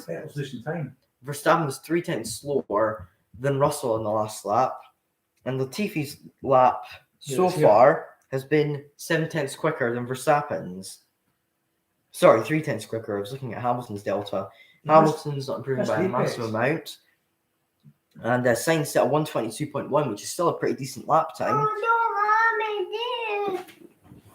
And That's okay, darling. there's Ricardo and Russell and Verstappen. So Sainz 15 seconds back from Vettel. So That was 1.2. sorry, Kieran. Ocon. So Sainz is actually catching them really, really good. So I think what Ferrari are going to do here is they're going to go as long as possible and do one less pit stop than everyone else. Since no one here is running to the end of the race, there's no chance that anyone here is going to get to the end of the race. If there was, I'd be very surprised. Oh, that's a very cool new camera angle there. That's a very cool new feature there. Ricardo number 3. We can't show any footage because of copyright reasons. But there's Verstappen right behind Ricardo. He is 0.2 slower, actually, than Ricardo. But in the first sector on this lap, Ricardo set a 29.7, Verstappen set a 29.6. So he's marginally So quicker. Verstappen had 4 pit stops. No, 3. Why did you got 4 written there? Because of the red flag. And they were in the Oh, pit it's a lane. red flag. Oh, I didn't realise that. Yeah, Is that what? Oh, did they restart the afterwards? yeah. I was wondering why it's only 27 laps. Yeah, that's the thing. Hamilton, it looked so weird because Hamilton was the only person who was on the grid. Everyone else was in the pits. So when it started, there was one car on the grid, and it looked so freaking weird.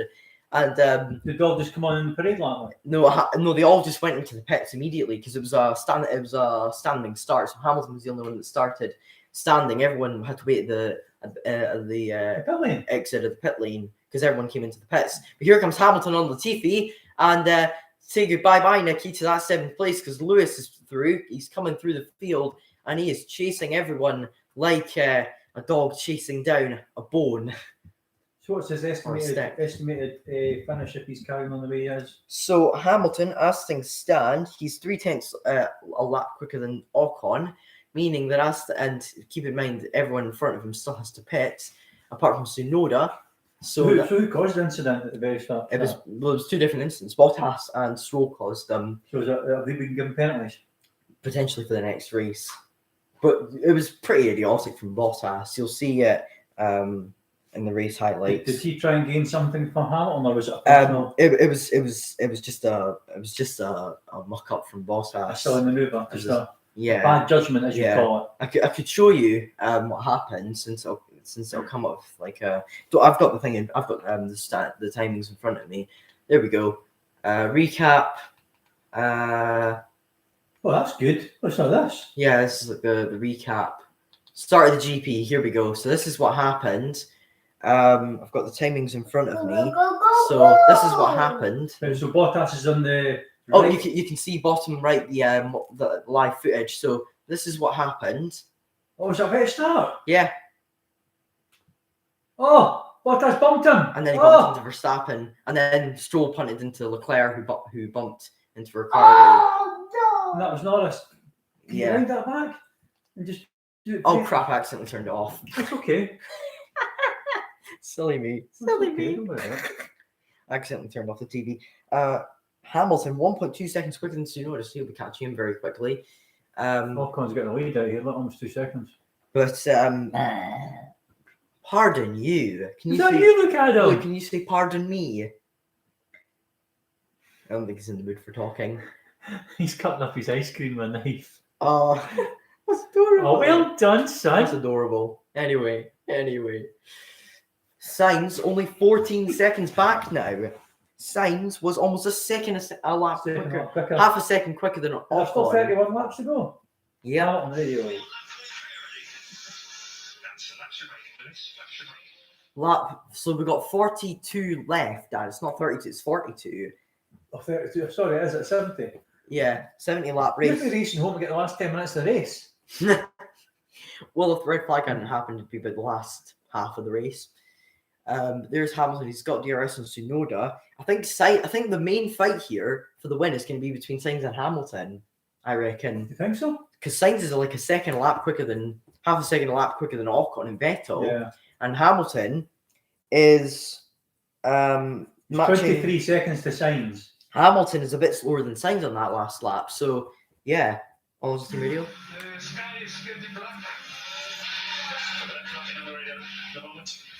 So Ocon, Alonso's saying that it's getting a bit dark in the sky, and his engineer's saying there's nothing on the radar at the moment suggesting rain. So it looks as though it's going to be a dry till the end finish. So did all just start on mediums after the crash? After red flag? No, but what happened was basically at the start everyone was on inters, then the red flag happened, everyone stayed on their set of tires, and then when the restart came, they all started on they all came into the pits because they became an advantage from that, basically, in case anyone decided to stay out like Hamilton did, which was very, very stupid from Mercedes, one of a rare mistake from Mercedes on strategy. But Hamilton stayed out and everyone overtook him as a result, and then he had to work his way back through the field. And thanks to a million IQ for Mercedes, just got back up again.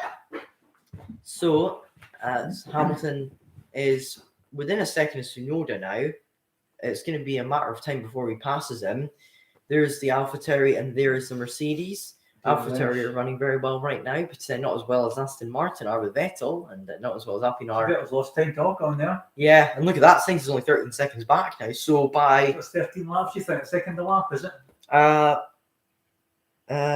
Well, to Seb, it's 6/10 a lap. To Ocon, it's 4/10. So I'd say about lap 56, he'll catch Ocon and Vettel and keep them in. They have the same amount of pit stops left. Hamilton on the last lap was 7/10 slower than Sainz and didn't actually catch the leaders. So Sainz, this area's two. Two, yeah. At the start of the lap. It's quite a tight circuit, isn't it? Yeah. So on the last lap, Sainz was half a second quicker than Ocon, and another person to watch out for is Fernando Alonso, who's also looking really good. That's the pit. Okay, no problem. So the pit window's open. If they want to change to mediums and go to the end, they can pit now. And there goes Gasly into the pits as I say that. Will medium stay to the end? Well, according to The Pirelli, stats, yeah.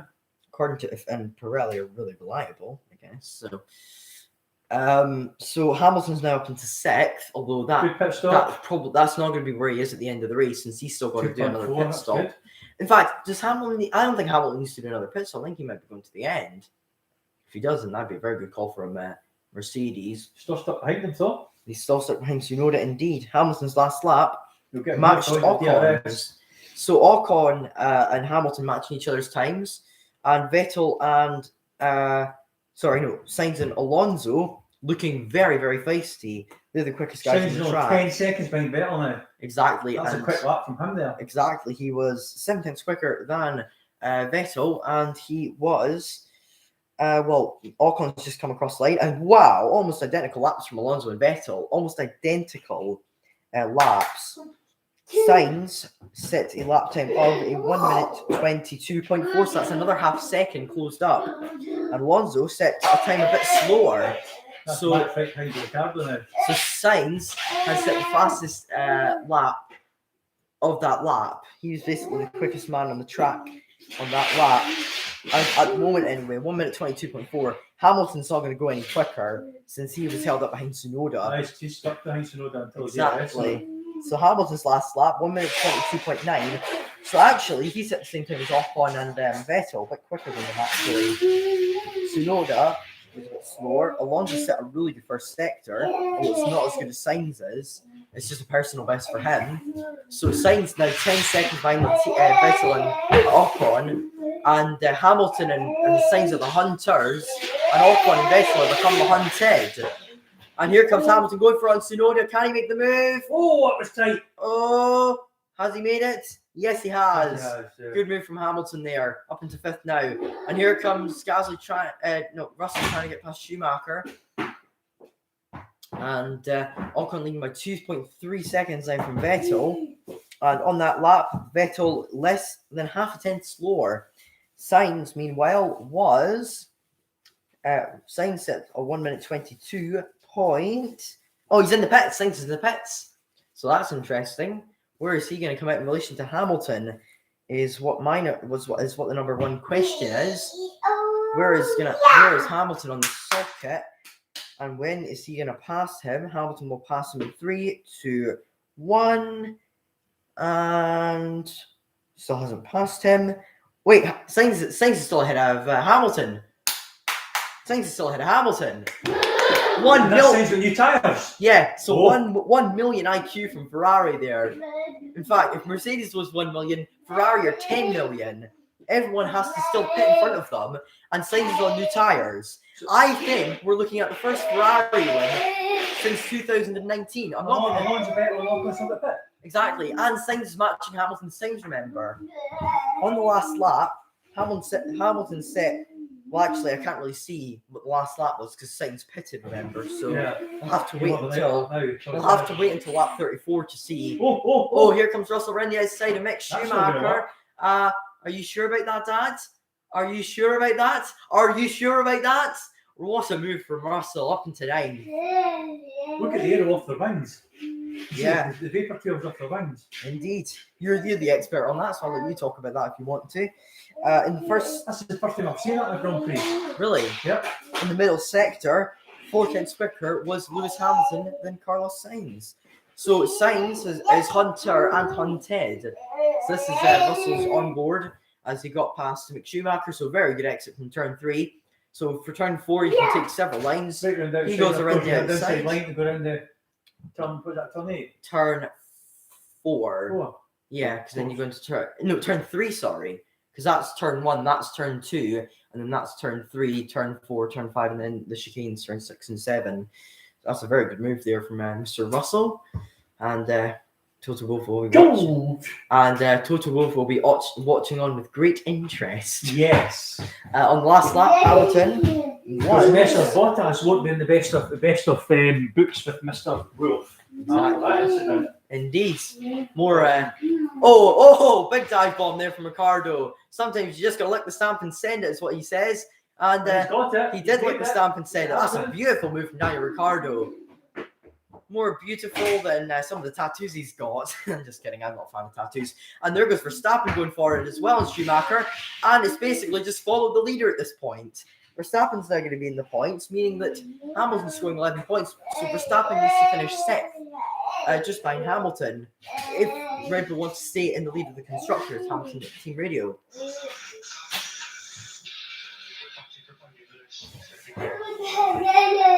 Hamilton is on for a podium as things stand. I think personally, it's either going to be 2nd or 1st for the Brit. I think Sainz or Hamilton for the win. Because overall, right now, Sainz and Hamilton are. Let's just have a quick look at this. What is the gap between Sainz and Ocon? I'm just trying to find what the gap is. 31 seconds.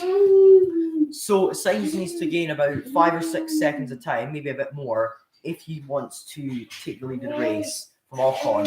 He only needs to gain a couple of seconds to pass the man he replaced at Ferrari, Valtteri Vettel.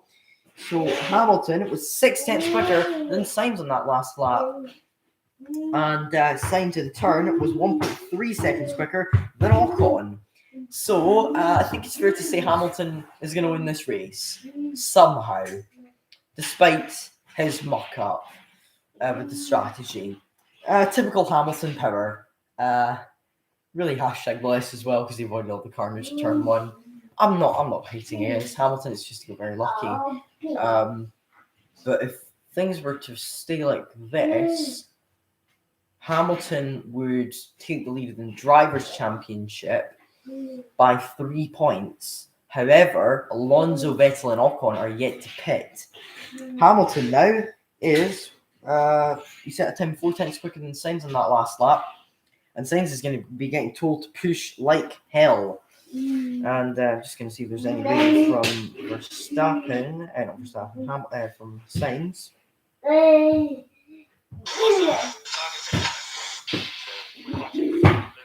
So Hamilton's Hamilton said, "What's our fucking target?" And he said, and his engineer said, "Podium."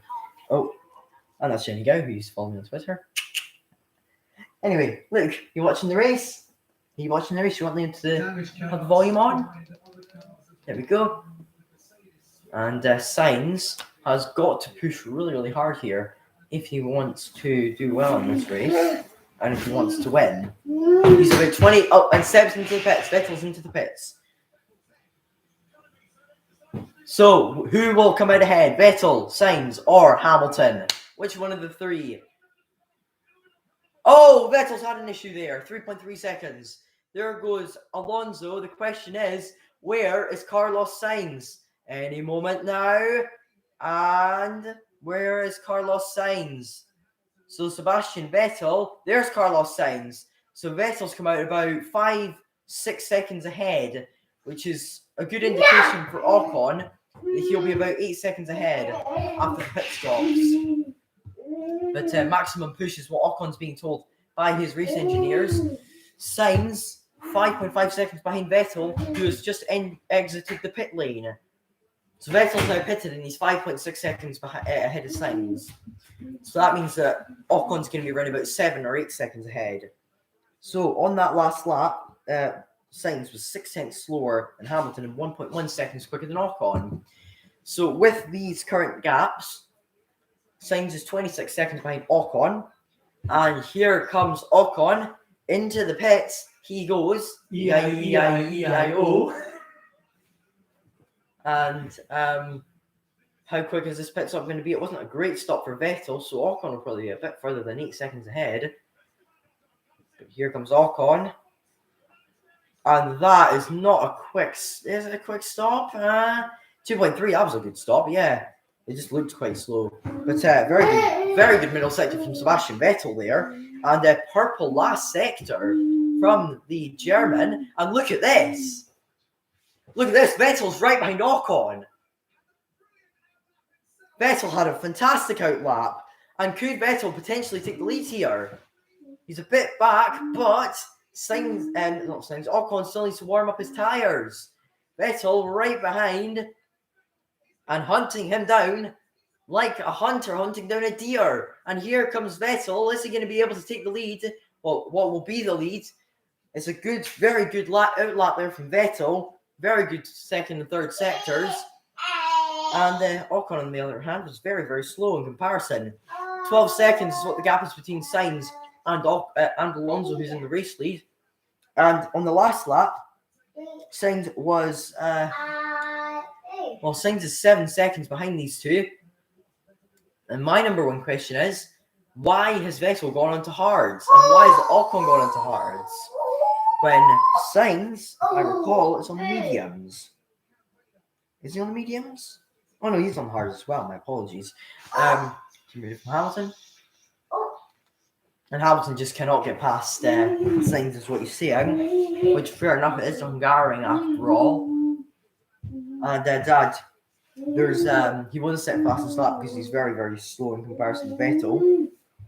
And into turn when he goes, Seb, and a bit of understeer. That's not good from Seb there. Bit too late on the brakes. If he had braked just a tiny bit earlier, would have made the apex and he probably would have had a better corner. And Seb's going with the brake late and get a bad exit strategy. Hello, Sean, welcome to the stream. In the first sector, Vettel 2 tenths quicker than Ocon.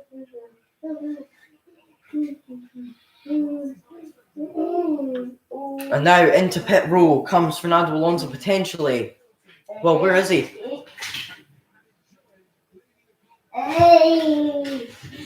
And here comes Fernando Alonso. You're going to pit with him very, very soon. He's going to come out behind Lewis Hamilton. He'll be running in 5th place. So where is Alonso? He is now hitting pit road. And into the pit Alonso goes. Ocon into the lead. Vettel back into second. Sainz back into third. Well, Sainz up into third, I should say.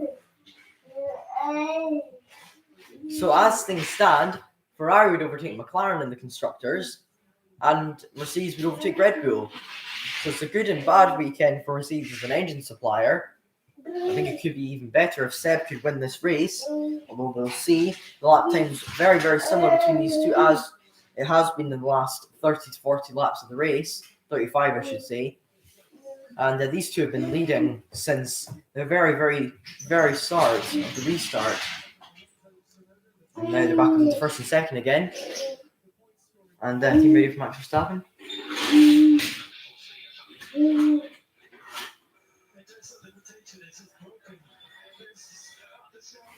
Continues complaining about the bit on Friday during the practice, but not that he's got today. Verstappen he needs to on Daniel Ricciardo. Sainz is still in third. He's holding good ground against Hamilton. He's matching his times. And now they're only marginally gaining. This is Pierre Gasly getting a move done on the Williams of Nicholas Latifi. And that was very easy braking from. That was very early braking from Nicholas Latifi there. It was almost as if Latifi just let him through. But Williams has things stand, getting 6 points. And we're back to live footage now with Sebastian Vettel is only a tiny bit behind Esteban Ocon, although he wasn't close enough to get DRS, which is crucial. As at the moment. Let's just hope his car doesn't overheat like it did at Silverstone. So 9 points, Lewis Hamilton. Not 9 points. 5 points. Lewis Hamilton will be ahead of Max Verstappen as things stand in the Drivers' Championship. So that's going to be interesting. So we're going to have not a new championship leader, but we'll have the first championship leader that's not Verstappen for quite a while. And could this be a sort of a good run for Hamilton, since he won, of course, last time at the Silverstone. And yet again, trouble hitting Verstappen. Good luck with Hamilton. And Ocon still leaning from Vettel. And there's Verstappen. Is he coming in to retire the car? No, he's not. He's coming in for a pit stop. And I think he's going to try and take the fastest lap. Back to back. That's soon rolled up. We said it at the same time. Look at that pit stop. That's the fastest of the year. 1.8. That's the fastest of the year, unless his pit stop earlier on was quicker, and I think it was. It must have been 1.7, the pit stop earlier, since he caught up to Ricciardo a lot. And Ricciardo's had a good pit stop in comparison to Verstappen. Had a good pit stop in comparison to regular pit stops. Verstappen's in the league of his own with pit stops. Here's Vettel within a second, and only 4 tenths. Whoa, that's very late braking from Seb. Seb. And he locks up the tires, and Aston Martin will be very unhappy at that. Fastest lap for Fernando Alonso, and I think Verstappen's job has already been completed by the former McLaren driver Fernando Alonso and current Alpine driver, who's doing a very, very good job in 5th place. That's off to him. But Sainz is now 5 seconds behind these two. 5 seconds behind Seb, to be exact, and 6.4 behind Ocon. So on the last lap, Alonso was 1.3 seconds quicker than Sainz and Hamilton. I don't think it's just Sainz and Hamilton that are battling for the win, Dad. And that's just a repeat. That is a repeat of Seb's lock-up. On the last lap, he was 3 tenths quicker than Ocon, and that really has not done anything good to his race. Oh dear, is what everyone in Aston Martin is going to be saying. Oh dear. And that's a good middle sector from Carlos Sainz. 4 tenths Hamilton's only kind of headway on Sainz, is he? Correct. As he was just a bit less than a tenth slower in the middle sector. And in the first sector, he was, I think it was really, really close in the first 2 parts of the lap. I think Sainz was marginally quicker, but I think Hamilton's caught up a little bit in that last part of the lap, and he has. But rears are, is what Hamilton said. That's actually what he said. Sainz 4.8 behind Vettel now. 6 seconds between Sainz and Ocon. And at this rate, he will catch him in the next 10 laps of the race, as he was 6 tenths quicker than Ocon last time around, as was Hamilton. As those two have just... so there's Sainz and Hamilton. So in the first sector, Ocon 29.5, Vettel 29.5, 29.3, 29.5, and 29.5. So Vettel had a very, very good first sector, quicker than Sainz and Hamilton. So he's actually doing a very good job. He could be a favourite for this win here. It's going to come down to the top 4, I reckon. Alonso's looking very good. I don't think he'll catch quick enough to warrant a potential Grand Prix victory for the first time in 8 years for the Spaniard. He may catch in 8 laps. However, it is the Hungaroring. And I think his tyres will slowly begin to get into the same window, as he is also on hard tyres. But his tyres are new, so that gives him an edge and an advantage over Hamilton and Sainz. Absolutely exhausted. Almost commentating. So, Alonso 6.2 behind Hamilton, who is 7 tenths behind Sainz, who is 5 seconds behind Vettel, who is 1 second behind Ocon. So on the last lap, Sainz actually didn't gain on Vettel or Ocon. He actually lost a bit of time. So Ferrari will not be happy at that. They'll be telling him to push like heck. And we've got a repeat radio from lap 40 from Alonso. Not much left on the tires, I guess. Yeah, cover that. So Alonso's saying not much left or on the tires, I guess. So I think he's been pushing a bit too hard a lot, and that's going. Why did that go back to lap 40? I want to go to lap 44. There we go. Right. So there we go. Now we're back live time again. Sims Team Radio. Oh,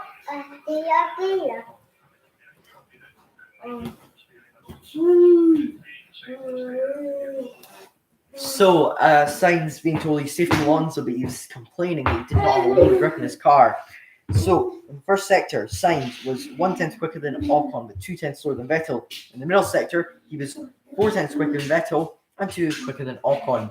And in the final sector, well, we'll find out any second now. Sainz was 1/10 quicker than Ocon, but 1/10 slower than Vettel, meaning that he was just a tiny bit quicker than Seb on that last lap. And he is 5.5 seconds off of Ocon. Lock up from Hamilton there.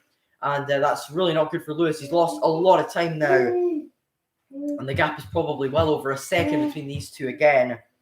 And that's not good first sector from Lewis Hamilton at all.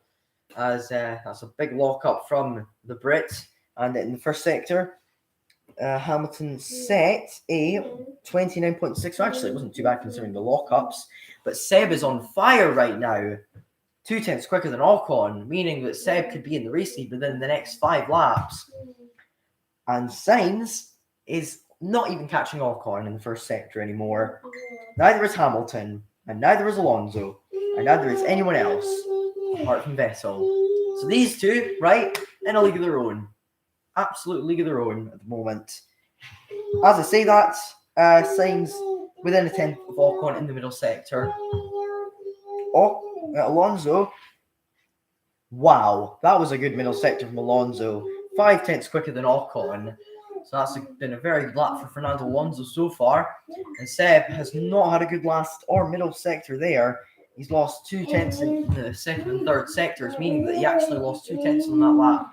And he's outside the DRS range of Esteban Ocon. Carlos Sainz, if you want any update on him, he set a time that was marginally quicker. And when I mean marginally quicker, I mean marginally quicker than Seb, not on Ocon. Ocon was actually quicker. So Sainz is now basically matching the pace of Ocon and Vettel. And keep in mind, everyone's pitted now for the final time in this race and are going to the end of the race. So, if you want an update on the order, it's Ocon, Vettel, Sainz, Hamilton, Alonso, Tsunoda, Gasly, Latifi, Russell, Ricardo, Raikkonen, Verstappen, Schumacher, and Giovinazzi. So, 46 out of 70 completed here in Austria, meaning that if you're not great at maths, there's 25 laps to go, 24 and a bit laps to go, as through both Ocon and Vettel go again, and in the first sector, Ocon a bit quicker, and in the second sector, again a bit quicker. So overall, around a 10th or so quicker in that lap so far. Sainz, on the other hand, a bit quicker than both of them. So that's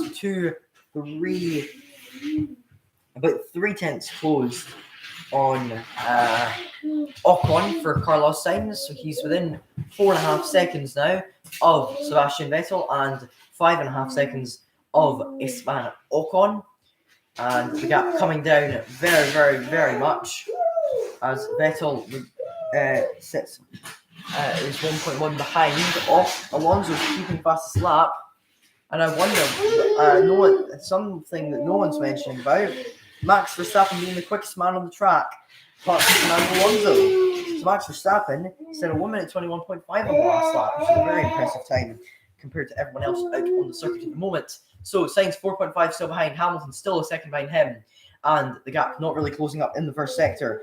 Although, as I say that, it was the gap to Ocon that mattered, not the gap to Vettel, as the gap between Vettel and Sainz slightly increased, but the gap between Sainz and Alonso slightly decreased, meaning that Vettel was quite a bit quicker than Ocon in the first sector of that lap time.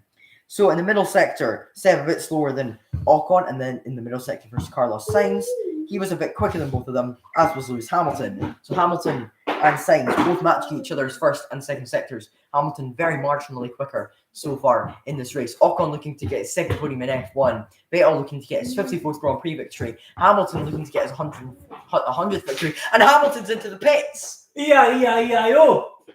Wow, he's going to get softs.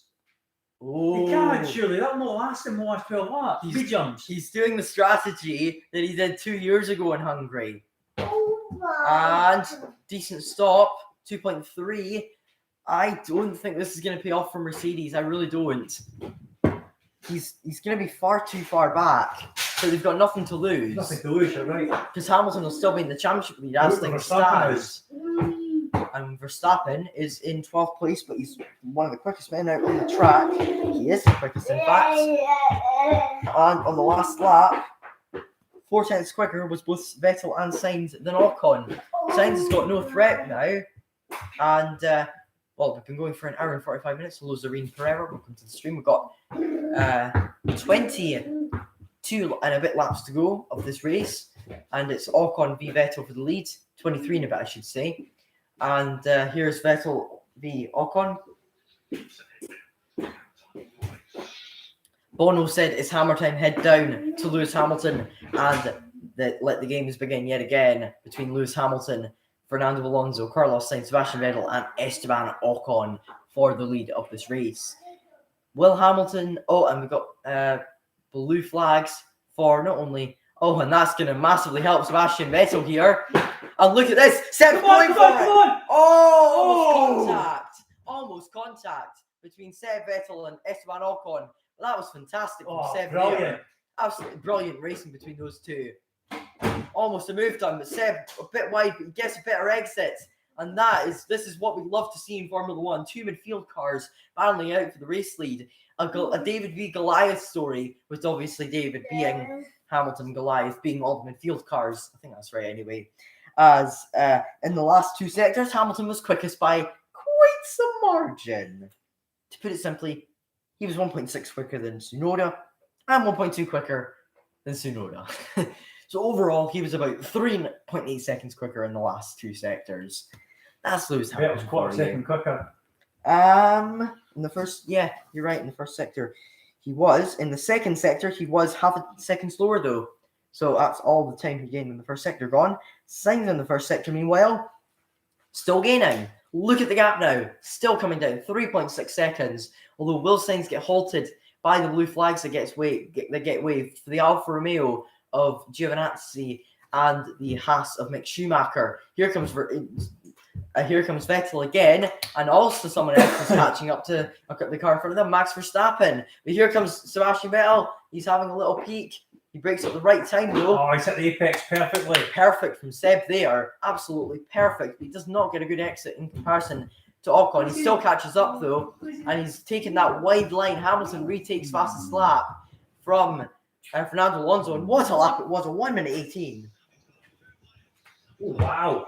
A 1 minute 18. That's 3 seconds quicker than anyone else in front of him.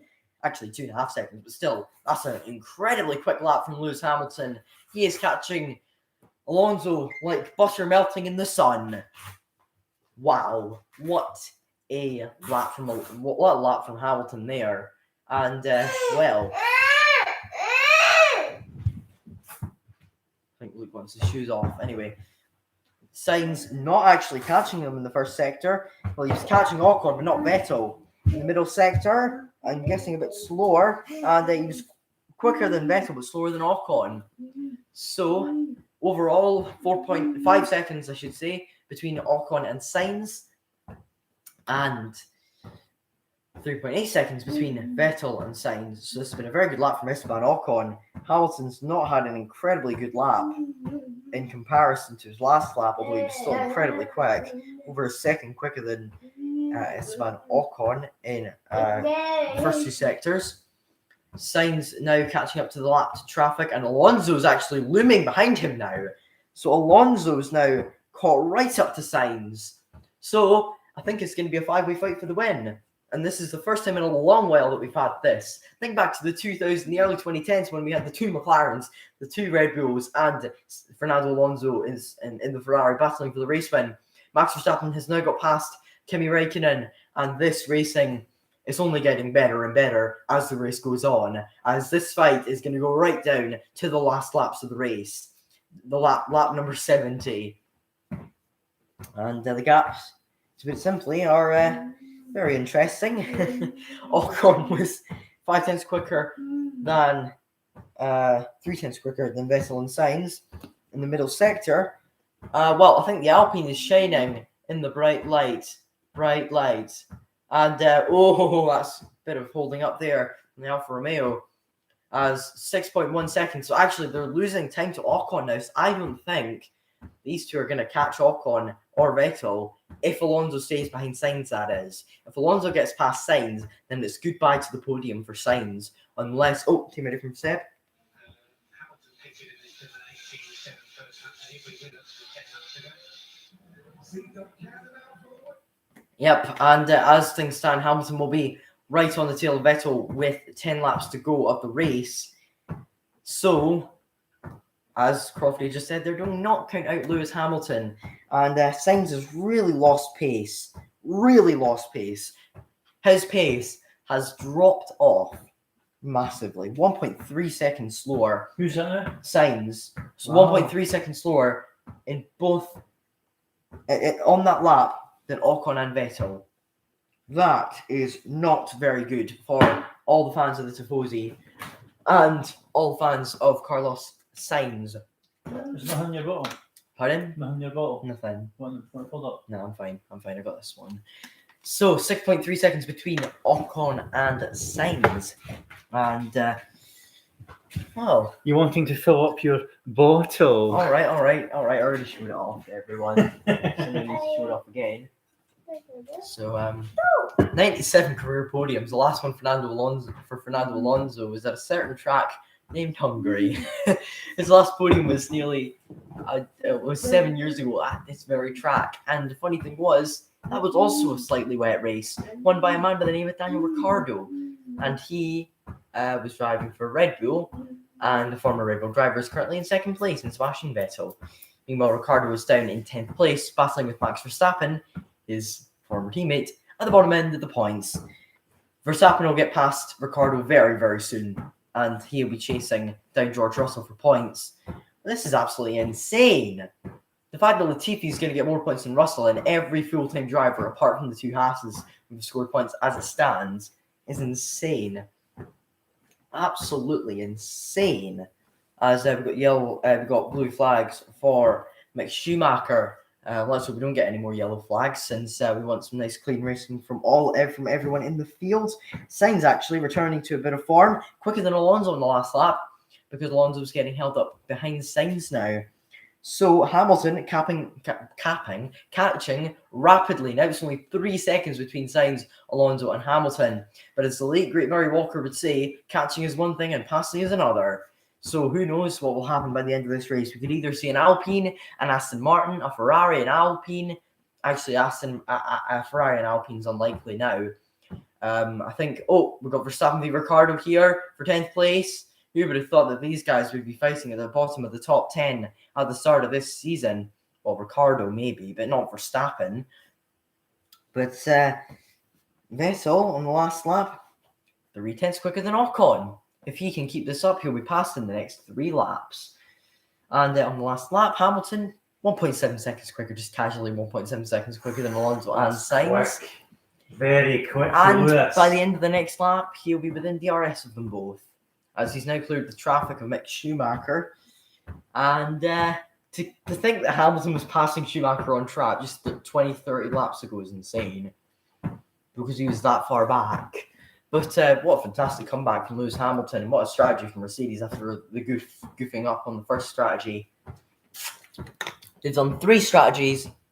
2 of them have been good. One of them has been more shoddy than Ferrari's performances since 2012. Since 2013, I should say. They may have been in a few title fights though, so I can't knock them off for that. Anyway, the man who was the driver in that title fight, Sebastian Vettel, has not had a great lap. First sector, he was 2 tenths quicker. Middle sector, 5 tenths slower. Last sector, 1 tenth quicker. So he's lost quite a bit of time. Actually, it was 6/10 that he lost.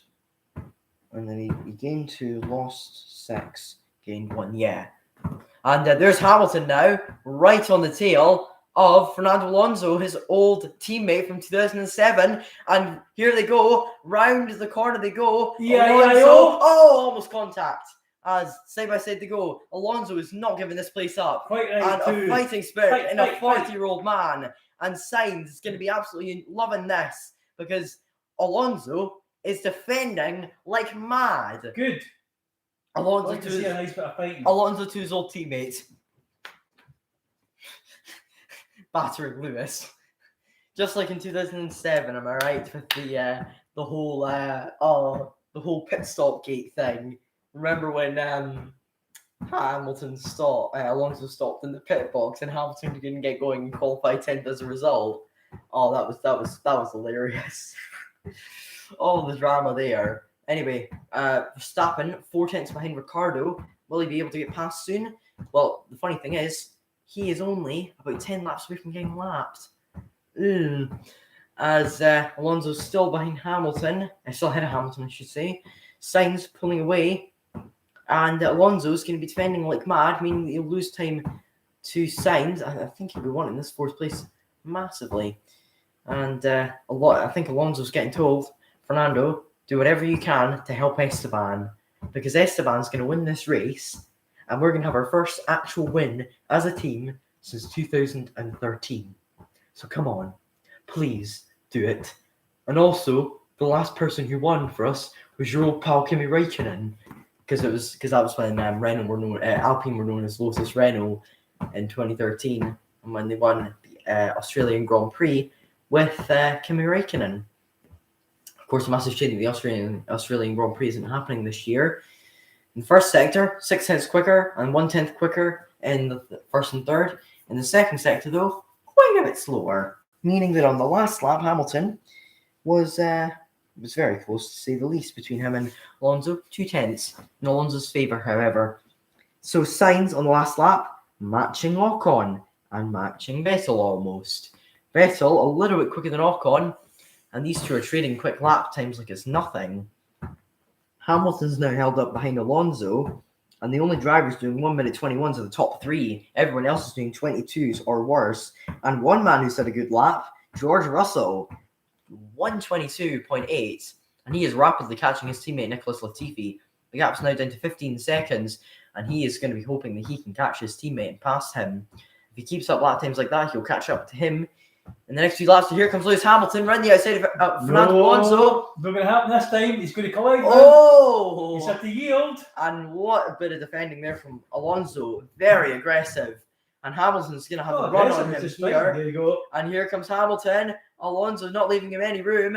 And Alonso showing shades of Lewis Hamilton's idol, Ayrton Senna at Monaco with Nigel Mansell. And the funny thing is, one of the cars had a Honda power unit, I think. And another one had Mercedes power unit. Not Renault power unit, I should say. So if only Hamilton was in a Honda powered car, it would have been even funnier. But 14 v 44, and 14 comes out on top.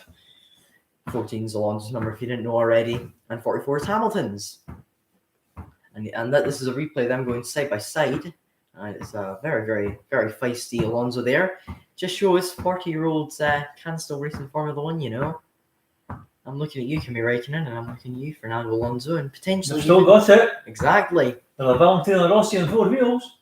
Yeah, well... No. Yeah. Rossi's not competitive anymore, Dad, so you can't really say that. No. As Ocon is only 11 seconds away from lapping Max Verstappen.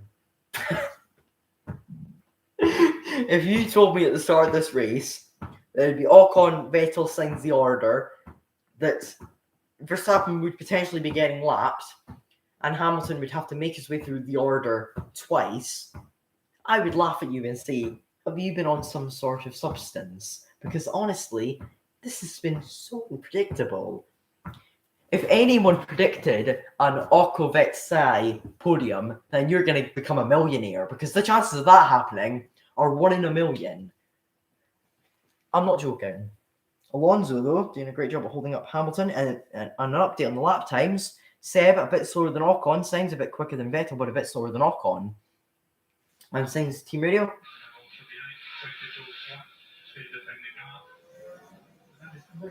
And it's good news for Sainz, who's going to be having a breath of fresh air, just like I will be after this Grand Prix. We've got 13 laps to go, 12 now, which means Verstappen's only about 5 seconds away from getting lapped by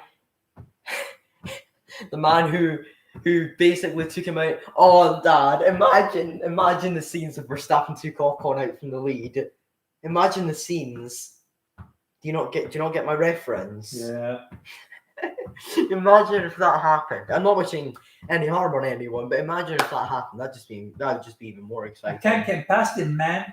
Yeah, Hamilton be like, he's not going to set fast his lap, Dad. Don't worry, he's stuck in the dirty air.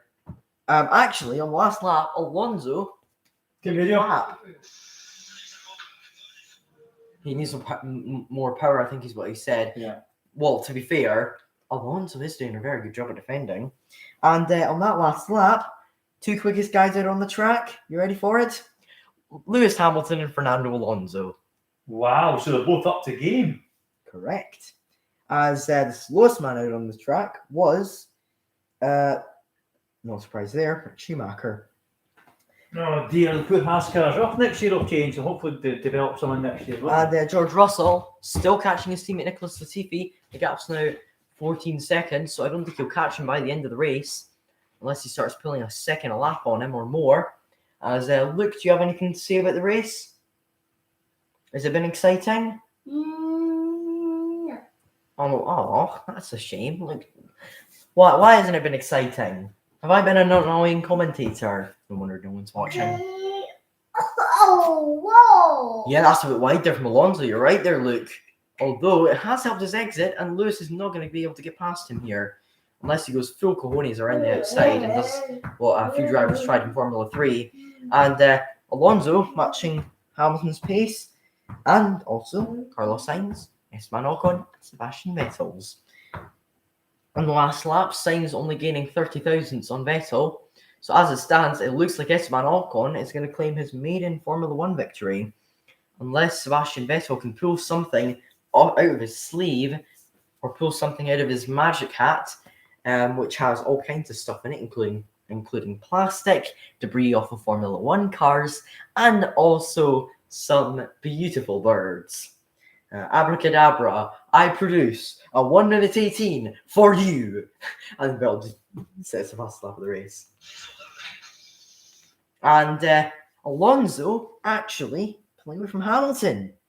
In the middle sector, he was quite a bit quicker than him. In the first sector, Hamilton was quicker than him. But speaking of, here comes Max Verstappen going around the outside down Ricciardo, trying to get one measly point in this race. And it's a very good overtake if he can make it stick. And he has. Will Lewis Hamilton be able to get past Fernando Alonso? I don't think so. Meanwhile, Fernando Alonso only 1.3 seconds behind Carlos Sainz. 1 second between Ocon and Vettel. That's very quick commentary for you. Fastest commentary since Eminem. So, 14 remaining runners in this race. We haven't had a DNF since the restart. Everyone's been very surprisingly clean. And at the moment, driver of the day going to Esteban Ocon. And this is Max Verstappen's overtake on Daniel Ricciardo, his old teammate over at Red Bull. And in the timing screens, not much is really changing. Sebastian Vettel marginally quicker than Esteban Ocon on the last lap, with Hamilton, Alonso, and Sainz all setting times within sync of each other. And if Max Verstappen wants to keep the lead of the championship, he needs to finish in 8th place. And that, with his current pace, is not very possible. He can get 9th, but as things stand, Hamilton will lead the championship by 2 points. That is close. As it stands, Mercedes will lead the constructors by 6 points, and Hamilton will lead Verstappen by 2. But this is going to be incredible to see what the championship standings are looking like in relation to AlphaTauri, Alpine, and Aston Martin. AlphaTauri are going to get absolutely wrecked by this, and Hamilton right behind Alonso. And the action getting even better here. We've got 9 tenths between Ocon and Vettel here at the Hungaroring. 9 tenths is what the gap is currently, although it's stepped back down to 8 tenths, ever changing, of course, because it's a live timer. And Lewis Hamilton trying to get past Fernando Alonso, can't get past again. And Alonso's doing a very, very good job. Hamilton's had to back out of it there, and that's not been a good first sector from Lewis Hamilton. It's been a good one, but in the middle sector it's going to be bad because of that, because he couldn't go full cojones on Alonso. He's being careful, which is fair enough. He's got a title fight on his hands. Alonso needs to basically do the man Max Verstappen a favour and hold Lewis Hamilton up a little bit, just for the banter, you know. And well, actually, there's the top 5. Basically, you have Formula 1, which is the top 5, and then Formula 1.5, which is the rest of the field. And here we are, lap 63 of 70. So that's going to be very, very. We've only got 8 laps to go, and it's more than now than ever for Sebastian Vettel, and it's all or nothing, all or nothing, everything or not. Anyway, here comes Alonso defending from Hamilton. Hamilton's chasing him down. And will Lewis be able to get the exit? He doesn't. However, he does have a little thing called drag reduction system, which gives you quite a bit extra speed. He's got him. No, has he got him? He's not got him. Oh, well done, Fernando. And this is like wacky races. Wow. Here. Fernando's doing it. Oh, he's got him now. He's got him. He hasn't. No, he hasn't. Oh, it's so tight. Alonso. There'll be some downforce. You know what? Getting pushed back from Alonso. You know what I'm going to say, and this is going to be really unpopular, but this battle reminds me of 1979 Dijon with Arnoux and Villeneuve, with the constant battling with each other through so many corners on the track. I mean, in this case, the cars are much wider, so it's much harder, but it's still amazing racing. Look at the marbles. I mean, that's what happens when you're racing on a track for 70 laps, Dad. Wow. Offline, there's a lot of marbles. You pick them up, you could get a puncture. You never know, Dad. Oh, this is a replay of Hamilton and Alonso's. Oh, you got yellow flags. Briefly. What's happened here? Brief yellow flags. Oh, bit of contact, actually. There's a bit of contact between those two. Very small amount of contact. And we had brief yellow flags. What was that for? I don't know what it was for, but it wasn't a glitch anyway, because if it was yellow flags for a couple of seconds and someone must have gone Who's that big crew who's laughing? Was it the Alpine guys? Yeah, I think so. Ah. It just switched quickly.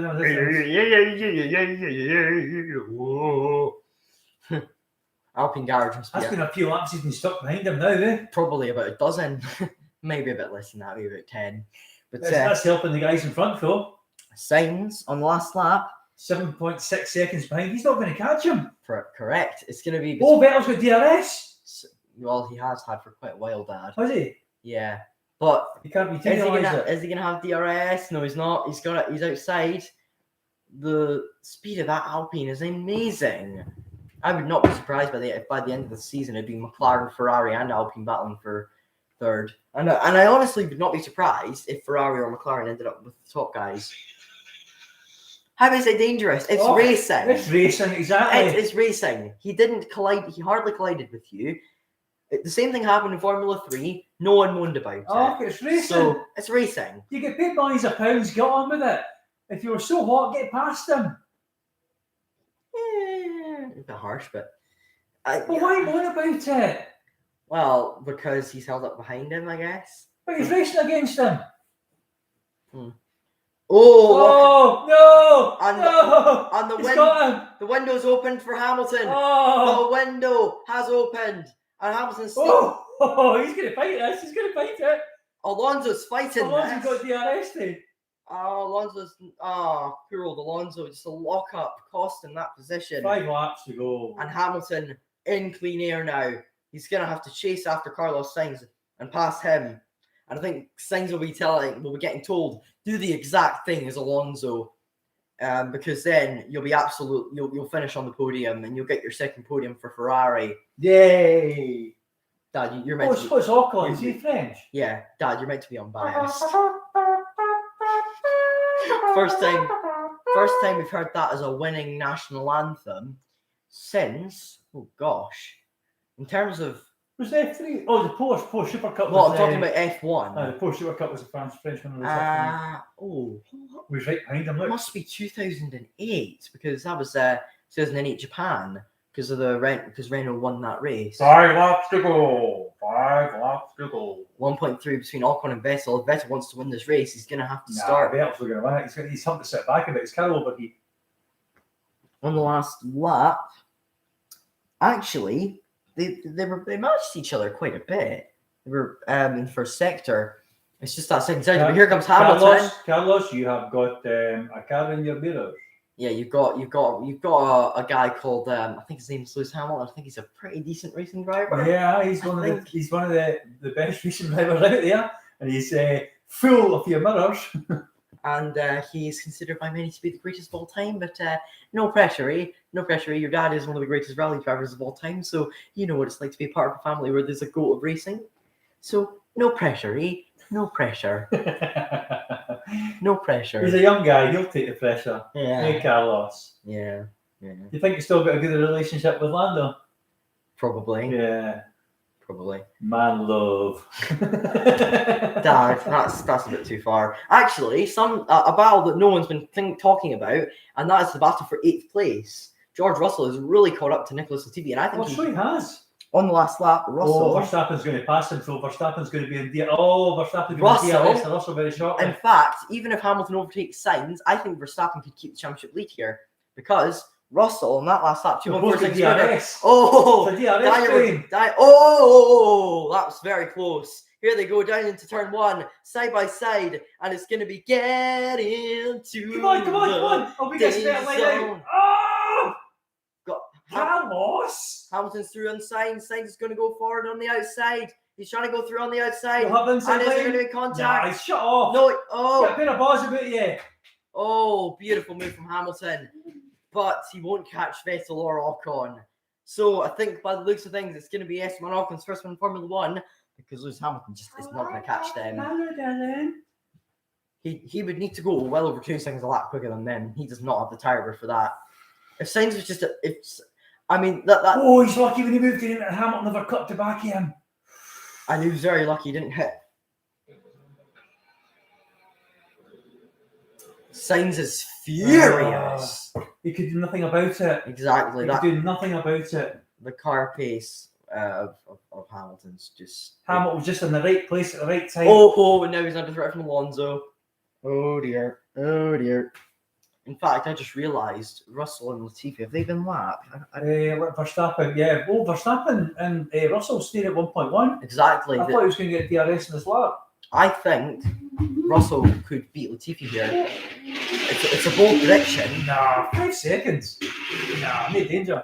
Dad, what if I told you that on the last lap, George Russell was 1.4 seconds quicker than Latifi? 5 laps to go. Oh, well, that's possible then. 3 laps to go. And Raikkonen has just got past Ricardo. Is there an alright with Ricardo? He had a 1 minute 28 lap time because he had to slow down. And imagine. I want to hear that German national anthem. It's gonna be just all French. It's just gonna be. What's the French national anthem again?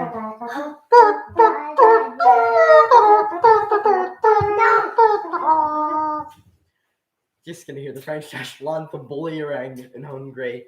I mean, I can't imagine the amount of pain all the Hungarian fans must be feeling because they probably love Sebastian Vettel. They probably absolutely love him because he's German. There's Seb, 1.5 seconds back from Ocon. Hamilton had a really good last sector. Middle sector. My goodness, only 6 seconds. He's gained that 1.5 seconds in that lap. But it won't be enough. Hopefully not. 4.4, and Verstappen is going to get past Russell. Wait, one. Verstappen's going to get past Russell, surely. Wait, I want to watch this. 2 laps to go. 2 laps to go. Yeah, no matter what Verstappen can do, he won't get money. Points. Oh, you want money? You want money? Yeah. I've not got any money. I'm a poor man. I don't have any money. Money. That's a bit of a lie. Money. I don't have any money. I'm poor. Money. I'm poor. Money. I don't have any money. Money. Anyway. Money. Mummy go home shop. She may get some food. No.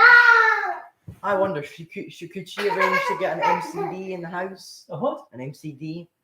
An MCD in the Alps. Is that a song? No. An MCD No, in the Alps. I just MCD in the Alps. I just made that up. Gasly in the pits. He'll be going for fastest lap. Oh. Clever strategy there. Oh, sorry, darling. PL. 3.9. No. Nah, he'll never be close enough. It's lap 70 almost now. They'll be moving on to lap 70 in like 10 seconds. Because they're heading around there and they're about 12 seconds behind, so. Lap 70 now! And here comes Esteban Ocon on his final tour of the track. And he's potentially going to claim his maiden Formula 1 victory. Bye.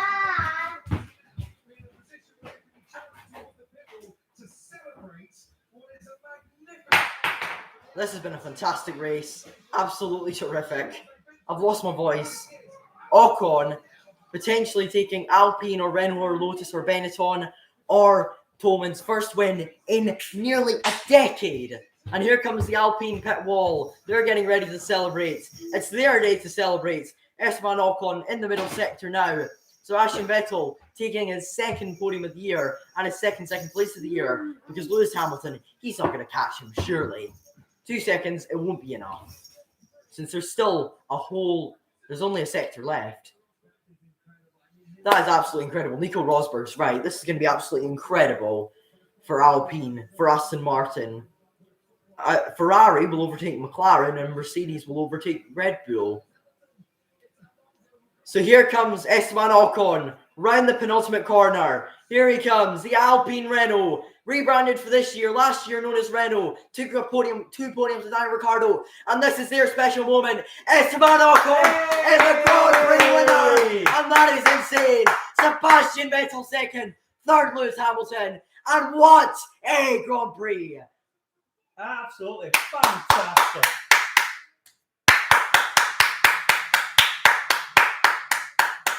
Get in there. Sorry, I gotta be loud. Wow. Wow. What a last end to that race. Holy moly, guacamole. The last win. Good race, everyone. Cheers, Luke. And absolutely fantastic. Oh, well done to the top three. Hamilton will get the driver of the day, won't they? Or do you think Ocon will? I think Hamilton will. That was a good drive from Hamilton. Oh, it's he made it from fantastic. Esteban Ocon. Here we go. Sebastian Ocon. No, Esteban Ocon.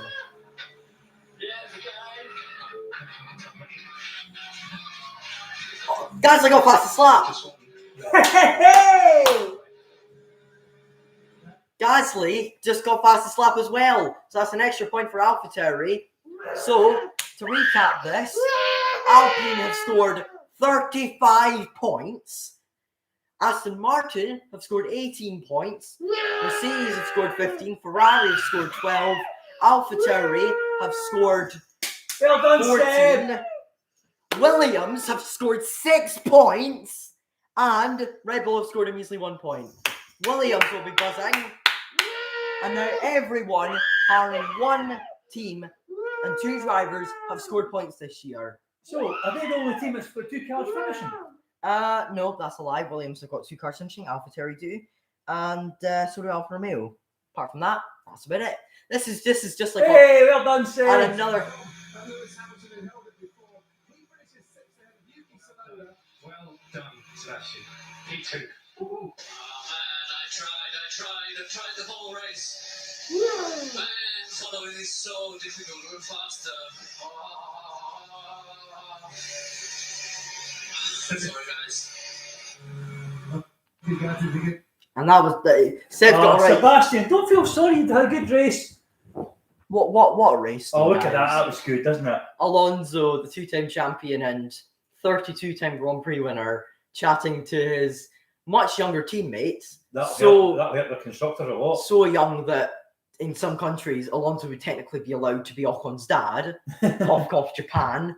Since age consents are in Japan. We're not going to talk about that though. And there's Seb getting out the.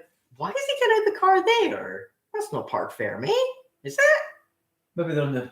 Yeah. Oh, I think he'll be in trouble for that. He'll be in trouble for that. Since you've got to go. And there's George Russell, who scored his first ever points for Williams. And he's behind Nicholas Have they Latifi. run out of fuel? Yeah, I don't know how on earth Nicholas Latifi has done that. He has finessed George Russell to the point where he's actually ahead of him in the first. I think it's so funny that Nicholas Latifi has scored a better.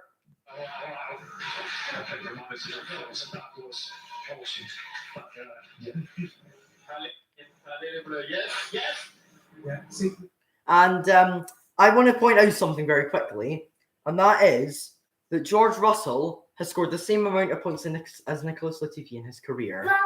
So what's happened to Seb's car? Ran out of fuel, I'm guessing. I think Hamilton must have had the same issue. Look at those tires. Wow, They are.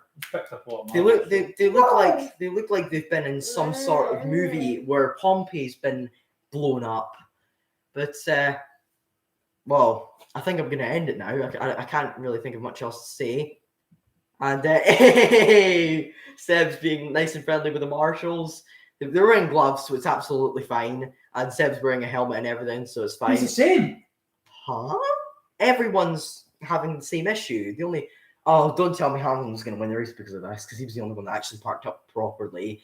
They can't do anything. No, the teams will get fined for it. They won't get done for that. But I don't really know what to say. 2 hours and 21 minutes of a stream. That's the longest one I've ever had, I think. The second longest, sorry. Thank you everyone for watching. Hey, they're all clapping. Hey. But I'll see you all. Hey. Where's Seb? Hi Seb. Remember me? I saw you 2 weeks ago. They're all clapping because he managed to keep the Hamilton at bay. And there's the first. Well, he has become the first. Are they able to collect his car? And well, Esteban Ocon, to put it simply, fantastic performance. There's he did a good race. Fernando Alonso. Yeah. You know what? I have to say, Alonso, fantastic drive. Absolutely fantastic drive. Really underrated drive. And look at Ocon and Vettel. They're absolutely good. They're going to go bonkers. Well, not Vettel. Ocon is, but not so much Vettel. And this reminds me of Pierre Gasly's win at Monza. Second podium. It's been for a French driver, and he's at a look at that! Look at that! There's Charles Leclerc. Leclerc's coming over, and he's going to congratulate Leclerc's going to congratulate Oh, that's good to see. You can tell. Seb as well. There's Seb. I can imagine Leclerc will give him a bit of a hug as well, since I think they're on good terms. So there's Gasly. Yeah. And Ocon. I mean, coming into this, I expected Verstappen would win. Coming out of it, I mean, it's anything but. Wow, what a race, Liam. You would never expect the outcome of this race. That was more crazy than Monza 2020. Can we agree on that? Yeah, I think so. That's the thing. This is the third time in 2 years where we've had almost an all podium where it's just been midfield cars. I mean, that was absolutely fantastic performance. And oh my goodness, I just realised something. The last time Sebastian Vettel wore a rainbow helmet, he got a podium. Did he? And I messaged Matt Bishop, my friend at Aston Martin, a few days ago, saying maybe the rainbow helmet will be good luck for Seb this weekend. Brilliant. I actually preempted it.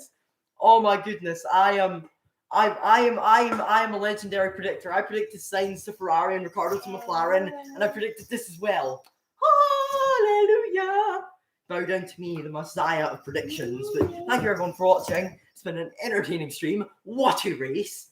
I'll see you all next time.